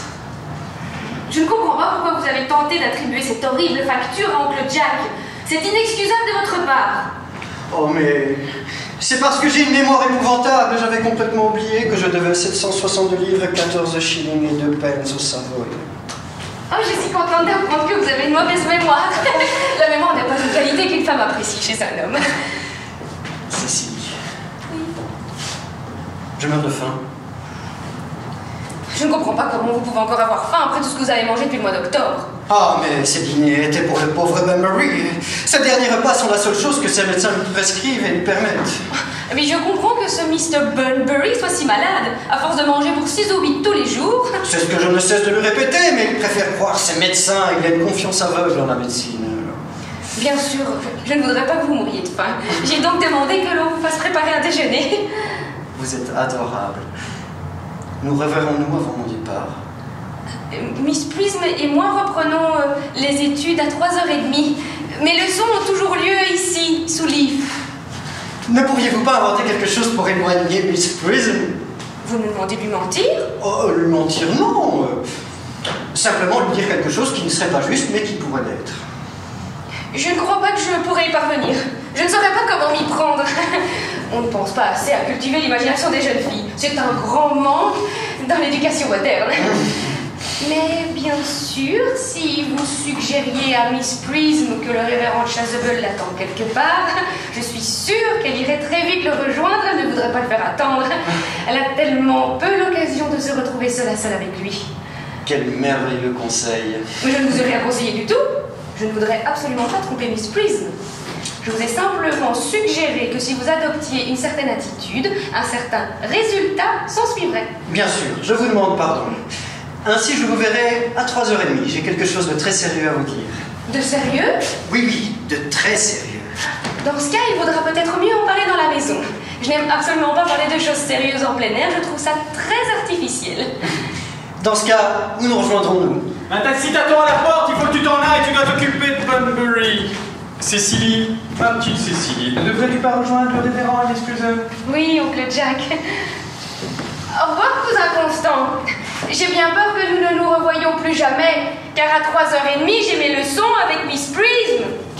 Au revoir, Cécilie. Vous avez été très gentille. À présent, écoute-moi, Angie. Il faut que tu t'en ailles. Bunbury est très malade, tu dois prendre soin de lui. Oh, je ne partirai certainement pas sans avoir pris mon deuxième déjeuner. Et tu seras très heureux d'apprendre que Bunbury se porte beaucoup mieux. Eh bien, très bien, mais tu devrais être parti à 4h moins le quart. J'ai déjà demandé à ce que tes affaires soient placées dans la voiture.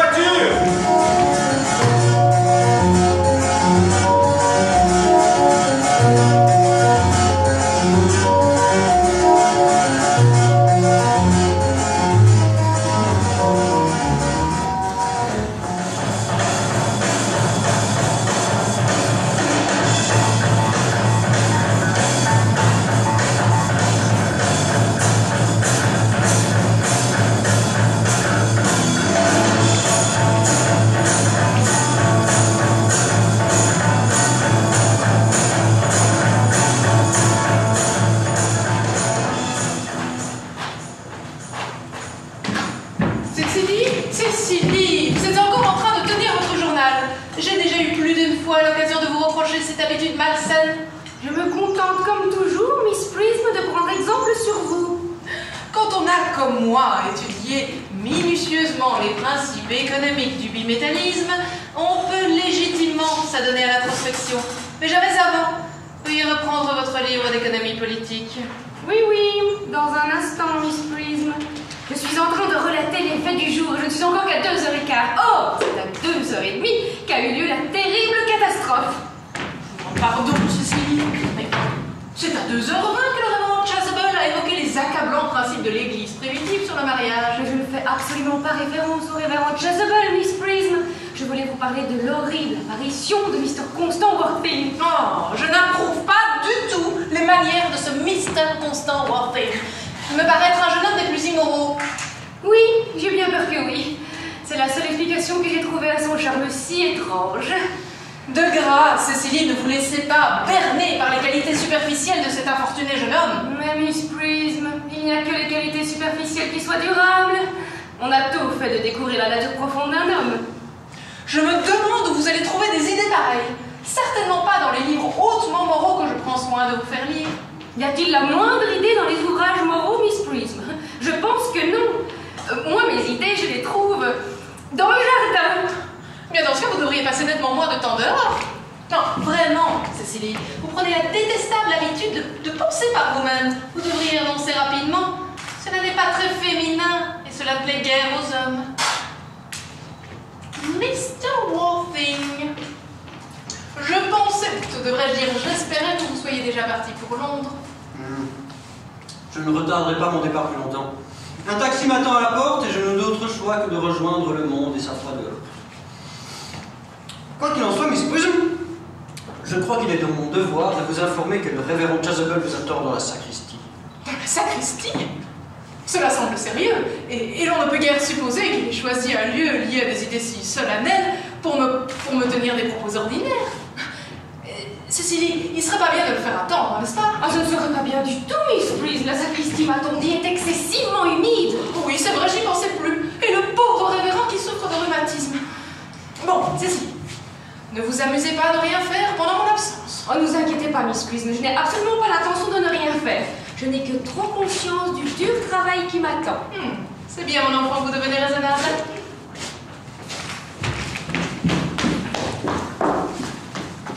Ce départ m'est très douloureux, Cécile. Oh, il est toujours douloureux de se séparer des gens que l'on connaît depuis peu. Quitter les amis de longue date se fait d'un cœur égal, mais devoir se séparer des gens à qui l'on vient juste d'être présenté, même momentanément, est presque souvent insoutenable. Merci. Le taxi attend, monsieur. Oui, mais il attendra encore 5 minutes, Mérimal. Bien, mademoiselle. Cécilie, j'espère ne point vous offenser en vous disant très franchement que vous paraissez être en tout point l'incarnation évidente de la perfection absolue. Oh, votre franchise vous fait honneur, Constant. Me permettez-vous de retranscrire vos observations dans mon journal? Oh, vous tenez un journal. Je donnerais n'importe quoi pour pouvoir le consulter. Me permettez-vous? Certainement pas. Voyez-vous, il est le reflet et le miroir des pensées et des impressions secrètes d'une jeune fille. Il est donc tout naturellement destiné à la publication. Mais je serais ravie que vous en achetiez un exemplaire lors de sa publication. Mais je vous en prie, Constant, continuez, j'aime beaucoup les dictées. J'en étais à perfection absolue. Oui, c'est ça. Allez-y, Constant, je suis prête à noter. Oh non, ne toussez pas, Constant. Lorsque l'on dicte quelque chose, il faut le faire avec fluidité. De plus, je ne sais absolument pas comment retranscrire la toux. Miss Cadrew, dès aujourd'hui, à 12h30, lorsque j'ai posé les yeux pour la première fois sur votre merveilleuse et incomparable beauté, je suis devenu non seulement votre humble serviteur, mais aussi poussé par une témérité sans doute monstrueuse. J'ai eu la folie de vous aimer profondément, passionnément, avec ferveur et désespoir. Non, mais vous parlez beaucoup trop vite, Constant. Et vous reprenez tout depuis le début. Vous avez un trop haut débit et en plus, vous ne parlez pas assez distinctement. Non, soyez gentil, répétez tout. Miss Cadrew, dès que je vous ai vu à 12h30, je suis devenu... Non, lorsque j'ai posé les yeux pour la première fois sur votre merveilleuse et incomparable beauté... Oui, mais j'ai déjà noté tout cela. Je suis seul, mais aussi poussé par une témérité sans doute monstrueuse. J'ai eu la folie de vous aimer, virgule, profondément, virgule, passionnément, avec ferveur et désespoir. Point. Non, je n'ai pas noté avec désespoir. Je trouve que cela n'a pas beaucoup de sens. Cécile! Est-ce le début d'un nouveau paragraphe ou un commentaire admiratif va-t-il s'en suivre? C'est le début d'une vie entièrement nouvelle pour moi, qui sera remplie de tant de commentaires admiratifs que mon existence tout entière deviendra une subtile symphonie à la gloire de l'amour, à la gloire de l'admiration. Et voilà. Oui, non, en fait, cela n'a aucun sens. Les hommes ne devraient jamais dicter quoi que ce soit aux femmes. En fait, ils en sont incapables. Et quand ils y parviennent, ils ne disent que des stupidités. Oh, je me moque de savoir si ce que je dis est stupide ou non. Tout ce que je sais, c'est que je vous aime. Je vous aime, Cécilie. Je ne peux pas me passer de vous. Je ne peux pas vivre sans vous. Voulez-vous m'épouser? Voulez-vous être ma femme? Non! Vous m'avez fait faire une tâche. C'est ma première demande au mariage. Elle aurait dû le noter proprement. Le taxi attend, monsieur. Oui, bien, dites-lui de revenir dans une semaine à la même heure. Bien, monsieur. Et bien, oncle Jacques sera très fâché d'apprendre que vous restez encore ici jusqu'à la semaine prochaine et à la même heure. Je me moque bien d'oncle Jack. Je me moque de tout le monde. Oh, sauf de vous. Cécilie, je vous aime. Je t'aime, Cécilie. Tu veux bien m'épouser, n'est-ce pas? Tu es bête. Mais bien sûr. Surtout que nous sommes fiancés depuis 3 mois. Depuis 3 mois? Oui, à quelques jours près. Oh. Cela fera exactement 3 mois jeudi prochain. Je l'ignorais. Mais comment nous sommes-nous fiancés? Eh bien, à partir du moment où oncle Jack a avoué avoir un jeune frère très mauvais et débauché, tu es tout naturellement devenu le centre de conversation avec Miss Prism. Un homme dont on parle beaucoup et devient très attirant. On ne peut s'empêcher de penser qu'il a quelque chose de particulier, après tout. Oh non, tu vas me trouver vraiment ridicule, mon Constant, mais je suis tombée amoureuse de toi. Oh, ma chérie. Et quand nous sommes-nous réellement fiancés? Le 14 février dernier. Lassé par l'indifférence avec laquelle tu continuais à maintenir mon existence, et suite à un long dilemme et une longue réflexion, eh bien, j'ai finalement dit oui, un soir dans le jardin. J'ai été acheter cette bague dès le lendemain en ton nom, Constant. Tu vois, je la porte toujours. Et ce collier, tu me l'as acheté pour mon anniversaire. Et dans la boîte là-bas, il y a toutes les lettres que tu m'as envoyées. Mes lettres? Mais ma secrète petite Cécilie, je ne t'ai jamais écrit la moindre lettre. Tu n'as pas besoin de me le rappeler, Constant. Oh, je le sais que trop bien. Là, c'est de demander tous les matins au facteur si une lettre me parvenait de toi. Ma santé a commencé à défaillir suite à une insoutenable tension. J'ai donc décidé d'écrire la lettre moi-même. J'en écrivais 3 fois par semaine, et parfois même plus. Je t'en prie, laisse-moi les lire. Hors de question. Cela te rendrait beaucoup trop vaniteux. Les 3 lettres que tu m'as envoyées suite à la rupture de nos fiançailles étaient si belles et si mal orthographiées que je ne peux m'empêcher de pleurer en les lisant. Nous avons rompu nos fiançailles. Oui, c'était le 22 mars dernier. On peut vérifier si tu veux.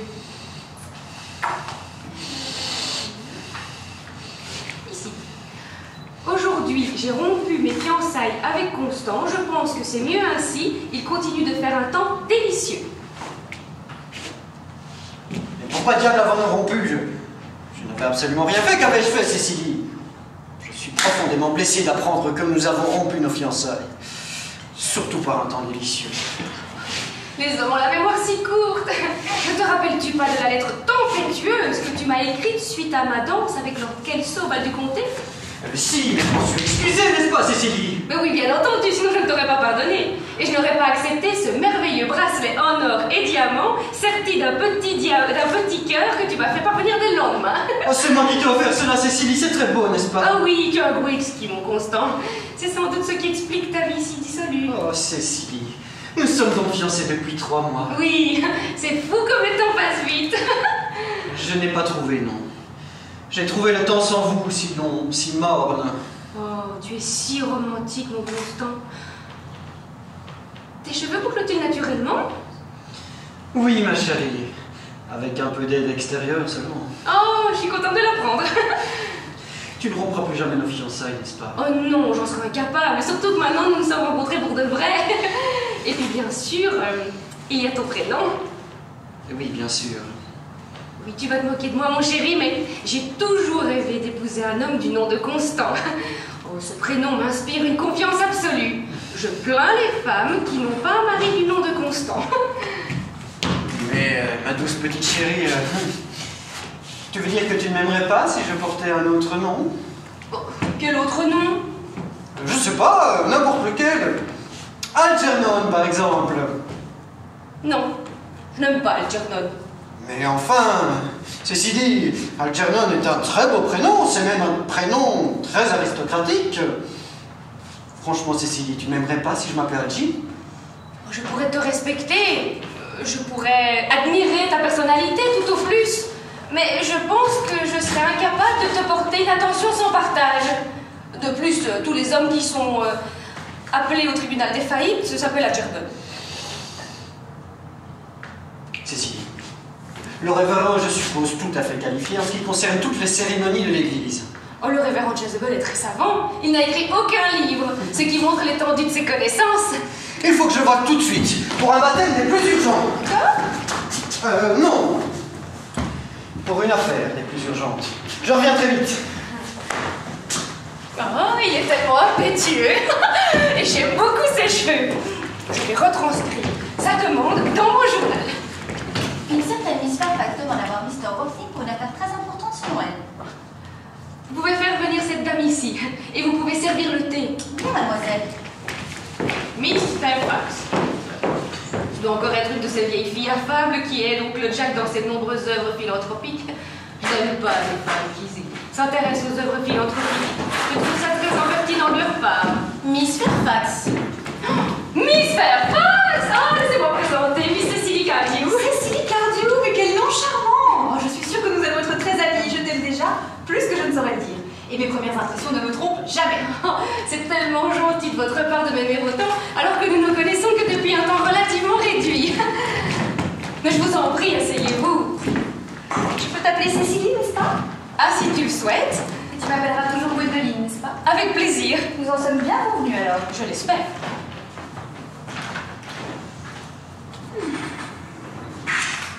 Sans doute est-ce le bon moment pour te dire qui je suis. Mon père est Lord Bracknell. Tu n'as jamais entendu parler de papa, je suppose. Je ne crois pas. En dehors du cercle familial, papa, je suis heureuse de le dire, est un parfait inconnu. Il devrait toujours en être ainsi. Le foyer me paraît être le lieu idéal pour un homme. Il ne fait aucun doute qu'un homme qui commencerait à négliger ses devoirs domestiques en deviendrait péniblement efféminé, n'est-ce pas? Et cela ne me plaît pas, cela rend les hommes beaucoup trop attirants. Vois-tu, Cécilie, maman, qui a des idées remarquablement strictes en matière d'éducation, m'a appris à ne pas voir plus loin que le bout du monde. Ça t'ennuie si je mets mes lunettes pour te regarder? Oh non, pas du tout, Gwendoline. J'aime beaucoup être regardée.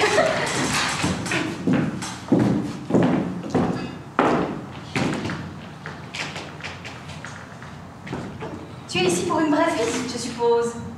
Non, j'habite ici. Ta mère ou une autre de tes parents plus âgés habite ici avec toi? Ah, je n'ai pas de mère, ni de famille d'aucune sorte d'ailleurs. Vraiment?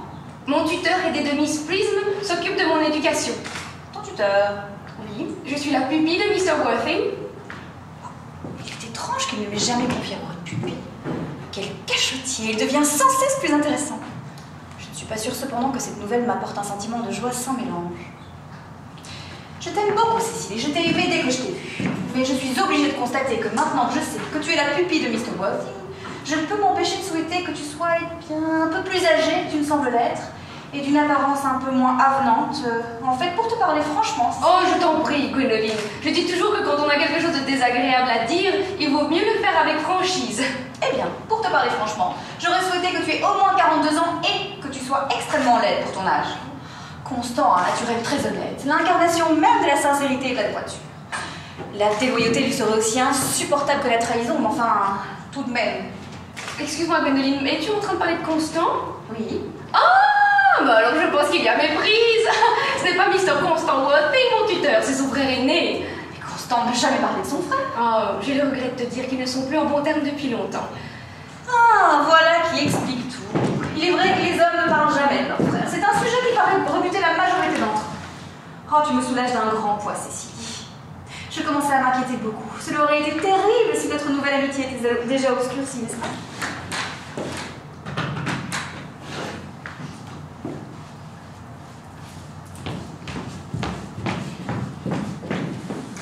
Tu es vraiment certaine que ce n'est pas Mr. Constant Worthing qui est ton tuteur? Parfaitement sûre. D'ailleurs, c'est moi qui vais devenir sa tutrice. Pardon? Oui, je ne vois pas pourquoi je continuerai à garder ça secret, Gwendoline. Surtout que le journal du comté en fera la chronique dès la semaine prochaine. Mr. Constant Worthing et moi sommes fiancés. Nous allons nous marier. Je crois qu'il y a une légère erreur, ma petite Cécilie. C'est moi que Mr. Constant Worthing va épouser. L'annonce de nos fiançailles paraîtra dans le Morning Post samedi prochain au plus tard. Ah, mais je suis désolée d'insister, mais il y a vraiment méprise. Constant vient de me faire sa demande il y a à peine 10 minutes. Voilà qui est étrange, étant donné qu'il m'a fait sa demande hier après-midi. À 17h30 exactement, si tu veux te donner la peine de vérifier. Je ne voyage jamais sans mon journal, on a toujours besoin de quelque chose de sensationnel à lire dans le train. Je suis désolée que tu doives être aussi déçue, ma petite Cécilie, mais c'est moi qui suis la première en date. Ma chère Gwendoline, te causer la moindre souffrance mentale ou physique me causerait une peine indicible. Mais je suis obligée de te dire que depuis que Constant a fait sa demande, il a visiblement changé d'avis. Si ce pauvre garçon s'est fait piéger et a fait des promesses inconsidérées, il est de mon devoir de le secourir au plus vite. Suggéreriez-vous, Miss Fairfax, que j'ai tenté de tromper Mr. Worthing? Non mais maintenant ça suffit. Au diable mes bonnes manières, appelons un chat et une oie. Je suis heureuse de dire que je ne ferai pas avec les oies. Il est évident que nous n'avons pas le même degré de raffinement. Dois-je servir le thé comme d'habitude, mademoiselle? Oui, comme d'habitude.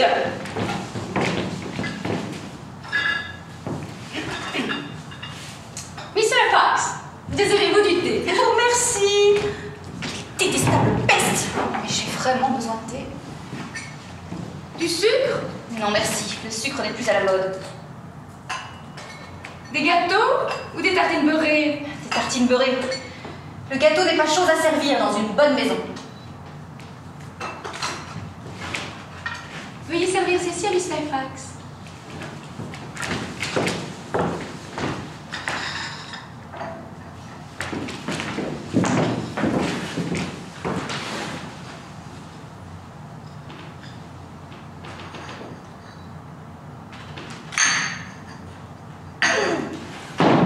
Vous avez mis des morceaux de sucre dans mon thé, et alors que je vous avais demandé le plus gâteaux. Je suis connue pour la douceur de mon caractère, mais je vous préviens, Miss Cardew, vous allez trop loin. Je ferai tout ce qui est en mon pouvoir pour sauver mon pauvre amour innocent et naïf de vos machinations sournoises. Dès que je vous ai vu, j'ai su qu'on ne pouvait pas vous faire confiance. J'ai senti que vous étiez fausse et malhonnête. Et mes premières impressions ne me trompent jamais. Constant, mon Constant à moi. Une minute. Est-il vrai que tu as demandé cette jeune fille en mariage? Si j'ai demandé la petite Cécilie en mariage? Bien sûr que non, qu'est-ce qui a bien pu mettre des idées pareilles dans ta si jolie petite tête? Merci, tu peux m'embrasser. Miss Fairfax, je pense qu'il y a méprise. Le gentleman qui est en train d'enlacer votre taille est mon tuteur, Mr. John Worthing. Pardon? C'est oncle Jack. Jack? Oh. Voici Constant. Mon amour. Acceptez un instant. Est-il vrai que tu as demandé cette jeune femme en mariage? Gwendoline, bonté divine. Ah oui, bonté divine, Gwendoline. Je veux dire Gwendoline, veux-tu l'épouser? Mais bon sang, non. Qui a pu mettre une telle idée dans une si jolie petite tête? Merci. Tu peux m'embrasser à présent. Je sentais bien qu'il y avait une légère erreur, Miss Cardew. Le gentleman qui vous embrasse est mon cousin, Mr. Algernon Moncrief. Algernon Moncrief? Oh. T'appelles-tu vraiment Algernon? Je ne peux le nier. Oh. T'appelles-tu vraiment John? Je pourrais nier n'importe quoi, mais mon nom est vraiment John. Cela fait des années que l'on m'appelle John. Ma chère Gwendoline, je pense que nous sommes victimes d'une horrible tromperie. Ma petite Cécilie, si fragile. Oh, ma chère Gwendoline, en péril. Oh, tu es une sœur pour moi, n'est-ce pas? Oui. Je pense que tu devrais poser une question à mon tuteur. Quelle merveilleuse idée. Mr. Walsh, pouvez-vous nous dire où se trouve votre frère? Nous sommes toutes les deux fiancées à lui. Il est donc important pour nous de savoir où il se trouve. Gwendoline, Cécilie, il est pénible pour moi de devoir vous dire la vérité. Je n'ai aucune expérience dans ce domaine, mais je dois vous avouer franchement que je n'ai aucun frère du nom de Constant. En fait, je n'ai aucun frère du tout, je n'en ai jamais eu et je n'ai pas l'intention d'en avoir un à l'avenir. Pas de frère du tout? Non, pas du tout. Aucun frère, d'aucune sorte. Non, d'aucune sorte que ce soit. J'ai bien peur, ma chère Cécilie, qu'aucune de nous ne soit fiancée à qui que ce soit. C'est une situation à laquelle une jeune fille n'aime absolument pas être confrontée. Viens, allons dans la maison. Ils n'oseront pas nous suivre jusque-là.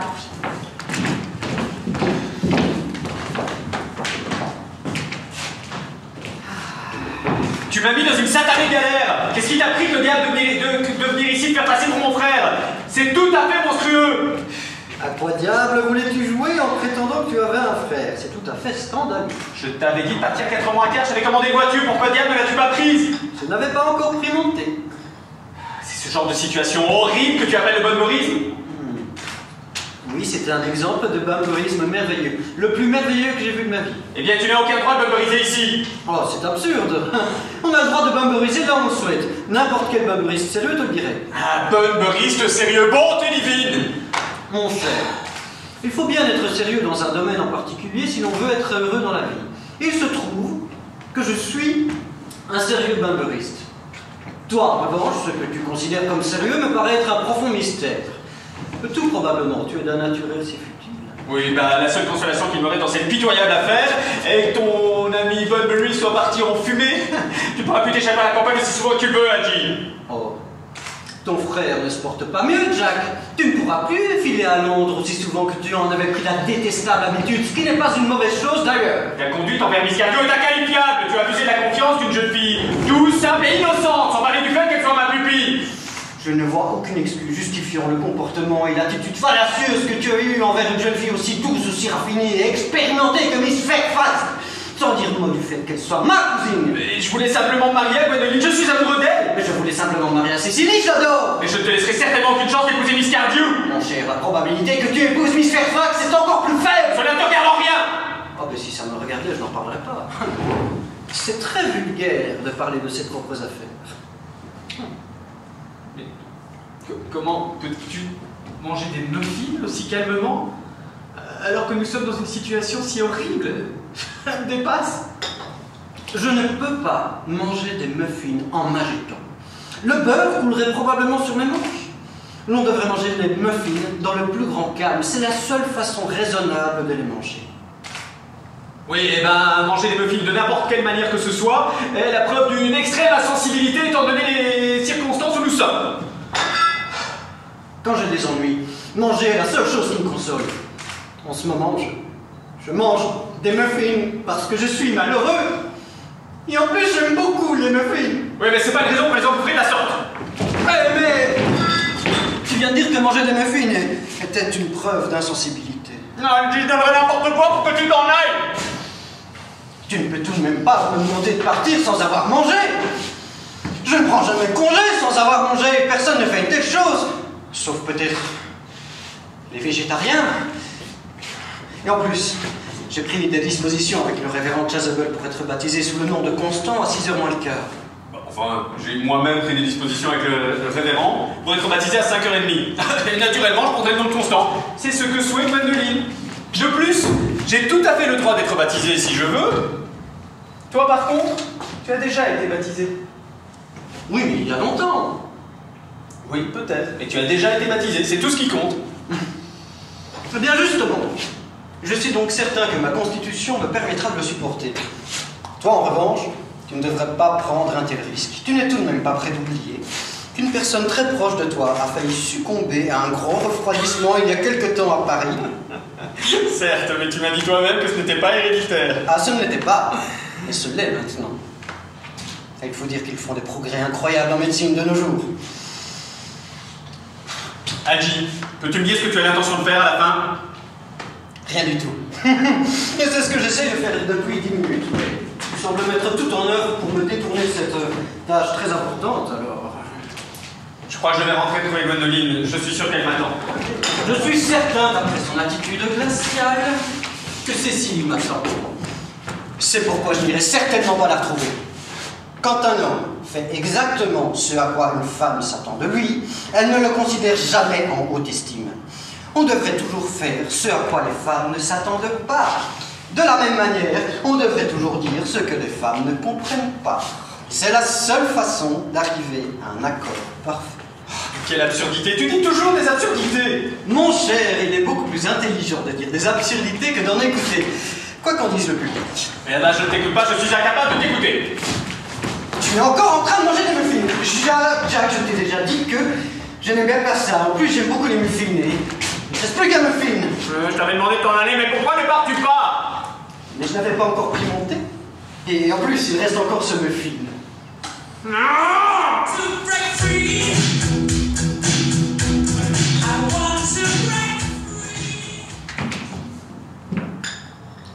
Ils ne nous ont pas suivis dans la maison, ce qu'aurait fait n'importe qui à leur place. Cela prouve qu'ils ont encore un certain sens de l'honneur. Ils mangent des muffins. C'est un signe de repentance. Ils ne semblent pas faire attention à nous. Ne pourrais-tu pas tousser? Je ne suis pas du tout enrouée. Ils nous regardent. Quelle impudence! Ils approchent. C'est terriblement effronté de leur part. Gardons un silence plein de dignité. Certainement. C'est la seule chose à faire en ce moment. Ce silence plein de dignité semble produire des effets des plus détestables. Oh, des plus déplorables. Mais nous ne parlerons certainement pas les premières. En aucun cas. Mr. Wadley, j'ai une requête particulière à vous faire. Et de votre réponse dépend beaucoup de choses. Ton bon sens est inestimable, Gwendoline. Mr. Moncrief, pourriez-vous répondre à une de mes questions? Pourquoi avez-vous faim d'être le frère de mon tuteur? Pour avoir une chance de vous rencontrer. C'est une réponse des plus satisfaisantes, tu ne penses pas? Oui, si tu parviens à le croire. Oh, je n'en crois pas un mot. Cela n'enlève en rien la merveilleuse beauté de sa réponse. Tu as raison. Dans un sujet aussi grave, c'est la tournure qui compte plus que la sincérité. Et vous, Mr. Wadley, quelle est votre excuse pour avoir prétendu avoir un frère? Était-ce pour pouvoir venir me voir à Londres le plus souvent possible? Comment pouvez-vous en douter, Miss Fairfax? J'en doute sérieusement, mais je vais devoir passer outre. Ce n'est pas le moment de faire preuve de scepticisme allemand. Leurs explications me paraissent tout à fait satisfaisantes, surtout celle de Mr. Morty. Il y a quelque chose de vraiment véritable. Oh, j'aime beaucoup les explications de Mr. Moncrief. Sa voix à elle seule inspire une confiance totale. Tu crois que nous devrions leur pardonner alors? Oui. Non. Ah, tu as raison. Les principes en jeu ne sauraient être bafoués. Laquelle de nous deux se chargera de leur dire? Ce n'est pas une tâche agréable. Nous pouvons-nous pas le dire toutes les deux en même temps? Oh, quelle bonne idée, je parle tout le temps en même temps que les gens. Veux-tu que je batte la mesure? Certainement. Vos prénoms constituent toujours un obstacle insurmontable, c'est tout. Nos prénoms, c'est tout. Mais nous allons être baptisés cet après-midi. Vous avez l'intention de faire une chose si terrible juste pour moi? Oui. Vous allez affronter cette effroyable épreuve juste pour moi? Oui. Que nous faisons mal de parler de l'égalité des sexes. En ce qui concerne le sens du sacrifice, les hommes nous sont infiniment supérieurs. C'est vrai. Ah, ils font parfois preuve d'un courage physique dont les femmes seraient incapables. Mon chéri! Ma chérie. Lady Bracknell! Montélimie.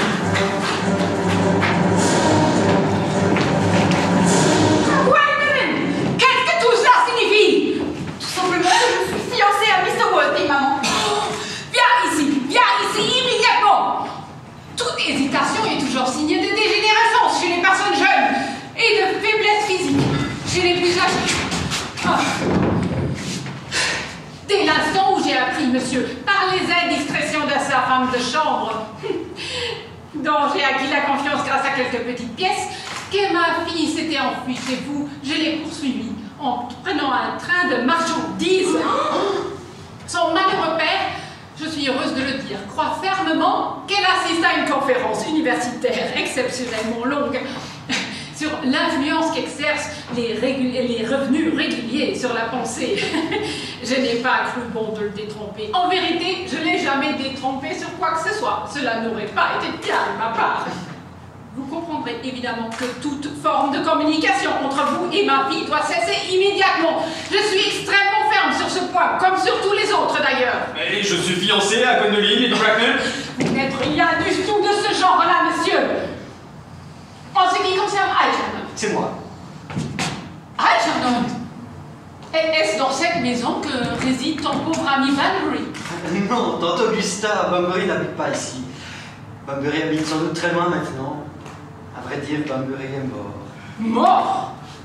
Et quand cette mort est-elle survenue? Elle a dû être très soudaine. Non, tante Augusta, je veux dire, il s'était vanté. Ses médecins ont trouvé que Bunbury ne pouvait plus vivre et Bunbury est mort. Il semblait avoir une grande confiance dans l'opinion de ses médecins. Cependant, je suis heureuse qu'ils se soient enfin décidés sur une ligne de conduite à tenir, et ce sur un avis médical respectable. Maintenant que nous sommes enfin débarrassés de ce Mr. Banbury, puis-je savoir, Mr. Worthing, qui est cette jeune personne que mon neveu Algernon tient par la main, d'une façon tout à fait déplacée? Cette jeune dame est Miss Cécilie Cardew, ma pupille. Je suis fiancé à Cécilie, tante Augusta. Je te demande pardon? Mr. Moncrief et moi sommes fiancés, Lady Bracknell. Mr. Worthing, puis-je savoir si Miss Cardew a le moindre rapport avec les chemins de fer de Londres? Je n'ai pas pour habitude de réclamer cette information. Jusqu'hier, j'ignorais qu'il n'existait des personnes ayant un terminus pour toute famille. Et il se trouve que Cécilie est la petite fille de feu Sir Thomas Cardew. Oh! Gwendolyn, l'heure tourne. Nous allons partir. Il n'y a pas un moment à perdre. Mr. Worthing, puis-je demander par simple formalité si Miss Cardew dispose d'une certaine fortune? Oh, environ 1 300 000 livres, très bien placés, tout. Au revoir, Lady Bracknell, j'ai été ravi de vous voir. Un instant. 1 300 000 livres et bien placés. Miss Cardew me semble être une jeune femme des plus attirantes, maintenant que je la regarde plus attentivement. Très peu de jeunes femmes de nos jours possèdent aussi rares qualités. Ce sont les seules qui puissent vraiment durer et se perfectionner encore avec le temps. Nous vivons, je le déplore, à une époque superficielle. Venez ici, très chère. Charmante enfant. Votre robe est beaucoup trop simple. Et vos cheveux semblent être dans l'état même où la nature les a disposés. Mais nous pouvons changer tout cela. Voulez-vous bien vous tourner? Non, c'est votre profil qui m'intéresse. Algernon. Il y a des aptitudes aristocratiques dans son profil. Tante Augusta, Cécilie est la plus douce, la plus adorable et la plus merveilleuse des jeunes filles. Je me moque complètement de ses aptitudes aristocratiques. Algernon cesse de parler légèrement de la bonne société. Seuls ceux qui ne peuvent pas y entrer font cela. Ma très chère, vous devez savoir qu'Algernon n'a rien d'autre à vous offrir que ses nombreuses dettes. Mais les mariages intéressés ne sont pas une bonne chose. Moi-même, quand j'ai épousé Lord Bracknell, je n'avais pas un sou, et je n'ai jamais considéré cela comme un obstacle à notre union. Eh bien, dans des pareilles circonstances, il ne me reste qu'à donner mon consentement. Merci, tante Augusta. Cécilie, vous pouvez m'embrasser. Merci, Lady Bracknell. Vous pouvez également m'appeler tante Augusta. Merci, tante Augusta. Pour être franche, je n'approuve pas les longues fiançailles. Elles donnent toujours l'occasion de savoir beaucoup trop sur la personne que l'on épouse, ce qui n'est jamais une bonne idée. Excusez-moi de vous interrompre, Lady Bracknell, mais Cécilie ne peut pas se marier sans mon consentement avant d'avoir atteint l'âge légal, et bien entendu, je ne donne pas mon consentement. Et pour quelle raison, je vous prie? Algernon est de toute évidence un excellent parti. Il ne possède peut-être rien, mais il se comporte comme s'il avait tout. Que peut-on désirer de plus? Mais Lady Bracknell, la situation est tout à fait entre vos mains. Dès que vous aurez consenti à mon mariage avec Gwendoline, je donnerai avec plaisir à votre neveu le droit de s'allier à ma pupille. Vous êtes sans doute conscient que votre proposition est tout à fait inacceptable. Alors nous sommes tous condamnés à une vie de célibat passionné. Ce n'est certainement pas le destin que je réserve à Gwendoline. Algernon, évidemment, est libre de son choix. Bien, Gwendoline, nous avons déjà manqué 5 tracts, si ce n'est pas 6. En manquer un de plus risque de nous exposer à des commentaires déplacés. Tout est prêt pour les baptêmes. Les baptêmes, monsieur, n'est-ce pas quelque peu prématuré? Mais ces gentlemen ont manifesté le souhait d'être baptisés cet après-midi. À leur âge? Quelle idée grotesque et impie. Algernon, je t'interdis de te faire baptiser. Je ne tolérerai pas de pareils excès. Lord Bracknell serait indigné de voir la façon dont tu gaspilles ton temps et son argent. Mais dois-je comprendre qu'il n'y aura dès lors pas de baptême cet après-midi? Malheureusement, ce ne sera plus nécessaire pour aucun d'entre nous, mon révérend, étant donné les circonstances où nous sommes. Je suis très peiné d'entendre cela, Mr. Worthing. On croirait le discours hérétique d'un anabaptiste. Bien, je vais dès lors retourner dans mon église. Un de mes paroissiens vient de me prévenir que Miss Prism m'attendait à la sacristie depuis un certain temps. Miss Prism? Et j'ai bien entendu mentionner une Miss Prism. Oui, je vais d'ailleurs la rejoindre, Lady Bracknell. Permettez-moi de vous retenir. Cela pourrait être d'une importance capitale pour Lord Bracknell et moi. Cette Miss Prism est-elle une femme d'un aspect peu avenant, qui a un vague rapport avec l'éducation? Miss Prism est très cultivée et elle est l'image même de la respectabilité. De toute évidence, il s'agit de la même personne. Puis-je savoir quelle position elle occupe dans votre maison? Je suis célibataire, Lady Bracknell. Il se trouve que Miss Prism est l'estimable gouvernante de Cécilie depuis 3 ans. Malgré tout le bien que j'entends d'elle, il me faut absolument la voir. S'il vous plaît, envoyez-la chercher. Mais la voilà qui arrive. Revenons, pas que vous m'attendez dans la sacristie, je vous ai attendu 1h03. Prism, où est le bébé? Il y a 29 ans, vous avez quitté la demeure de Lord Bracknell au 104 Upper Grosvenor Street en ayant sous votre responsabilité un landau qui contenait un bébé de sexe masculin. Vous n'êtes jamais revenu. Quelques semaines plus tard, grâce aux investigations de la police, le landau a été découvert en pleine nuit dans un sombre quartier de Bayswater. Il ne contenait que le manuscrit d'une saga en 3 volumes, caractérisée par sa niaiserie exceptionnellement ridicule. Les bébés n'étaient pas là. Où est ce bébé? Lady Bracknell, je dois vous avouer à ma grande honte que je n'en sais rien. Je voudrais tant le savoir. Voici simplement les faits. Le matin du jour auquel vous faites allusion, et qui restera jamais gravé dans ma mémoire, j'avais préparé le landau du bébé pour sa promenade quotidienne. J'avais également avec moi un vieux sac de voyage assez spacieux, dans lequel j'avais l'intention de déposer le manuscrit d'une œuvre de fiction que j'avais pris soin d'écrire à mes heures perdues. Mais dans un moment de distraction que je ne me suis jamais pardonné, j'ai déposé le manuscrit dans le bouffin et le bébé dans le sac de voyage. Miss Prism, qu'avez-vous fait de ce sac de voyage? Oh, ne me demandez plus rien, Mr. Worthing. Miss Prism, ceci est d'une importance capitale pour moi. Où avez-vous déposé ce sac de voyage? À la consigne d'une grande gare ferroviaire de Londres. De quelle gare exactement? La gare Victoria, sur la ligne de Brighton. J'espère sincèrement que rien d'improbable ne va se produire. L'improbable est toujours de mauvais goût, ou du moins de goût douteux. Je dois me retirer dans ma chambre à l'instant. Mais cette nouvelle semble vous perturber, Mr. Worthing. J'espère que votre indisposition ne sera que passagère. Je reviens dans un instant, mon révérend. Gwendoline, attendez-moi. Si vous n'êtes pas trop long, je pourrais vous attendre ici toute ma vie. Mais que signifie tout ceci, Lady Bracknell? Je n'ose même pas l'imaginer, mon révérend. J'ai nullement besoin de vous dire que dans les familles de haut rang, les étranges coïncidences ne devraient jamais se produire. Ce n'est pas très bien vu. S'agit-il de ce sac, Miss Prism? Oui, je pense bien. Ah oui, voici le verrou où se trouvent mes initiales. Oh, j'avais oublié que dans un moment, un exceptionnel moment d'extravagance, je les avais fait graver là. Oui, ce sac est incontestablement le mien. Miss Prism, ce qui vous est rendu est bien plus précieux que ce sac. J'étais le bébé que vous aviez placé dedans. Vous? Oui, maman! Mr. Wolfing, je ne suis pas mariée et je n'ai jamais été mère. Non, voici la personne qui pourra vous apprendre qui vous êtes vraiment. Lady Bracknell, j'ai horreur d'être indiscret, mais pouvez-vous me dire qui je suis? Je crains que ce que je vais vous apprendre ne vous plaise pas beaucoup. Vous êtes le fils de ma pauvre sœur, Mrs. Moncrief. Par conséquent, vous êtes le frère aîné d'Algernon. Le frère aîné d'Algie? J'ai toujours su que j'avais un frère. Cicely, comment as-tu pu douter que j'avais un frère? Algie, espèce de vaurien, tu ne t'es jamais comporté comme un frère de toute ta vie! Jusqu'à aujourd'hui, je l'admets, mais je manquais de pratique. Mon chéri! Oh, Gwendoline, je suis éperdu de bonheur! J'espère que tu ne rappelles jamais une chose pareille. Non, je le promets. Mr. Wolfing? Ou plutôt devrais-je dire Mr. Moncrief? Après tout ce qui vient de se passer, il est de mon devoir de renoncer à mes fonctions au sein de cette maison et de m'en aller. Laetitia, un instant. Révérende Chasuble? Laetitia, je suis parvenu à la conclusion que l'Église primitive avait tort sur un certain nombre de points.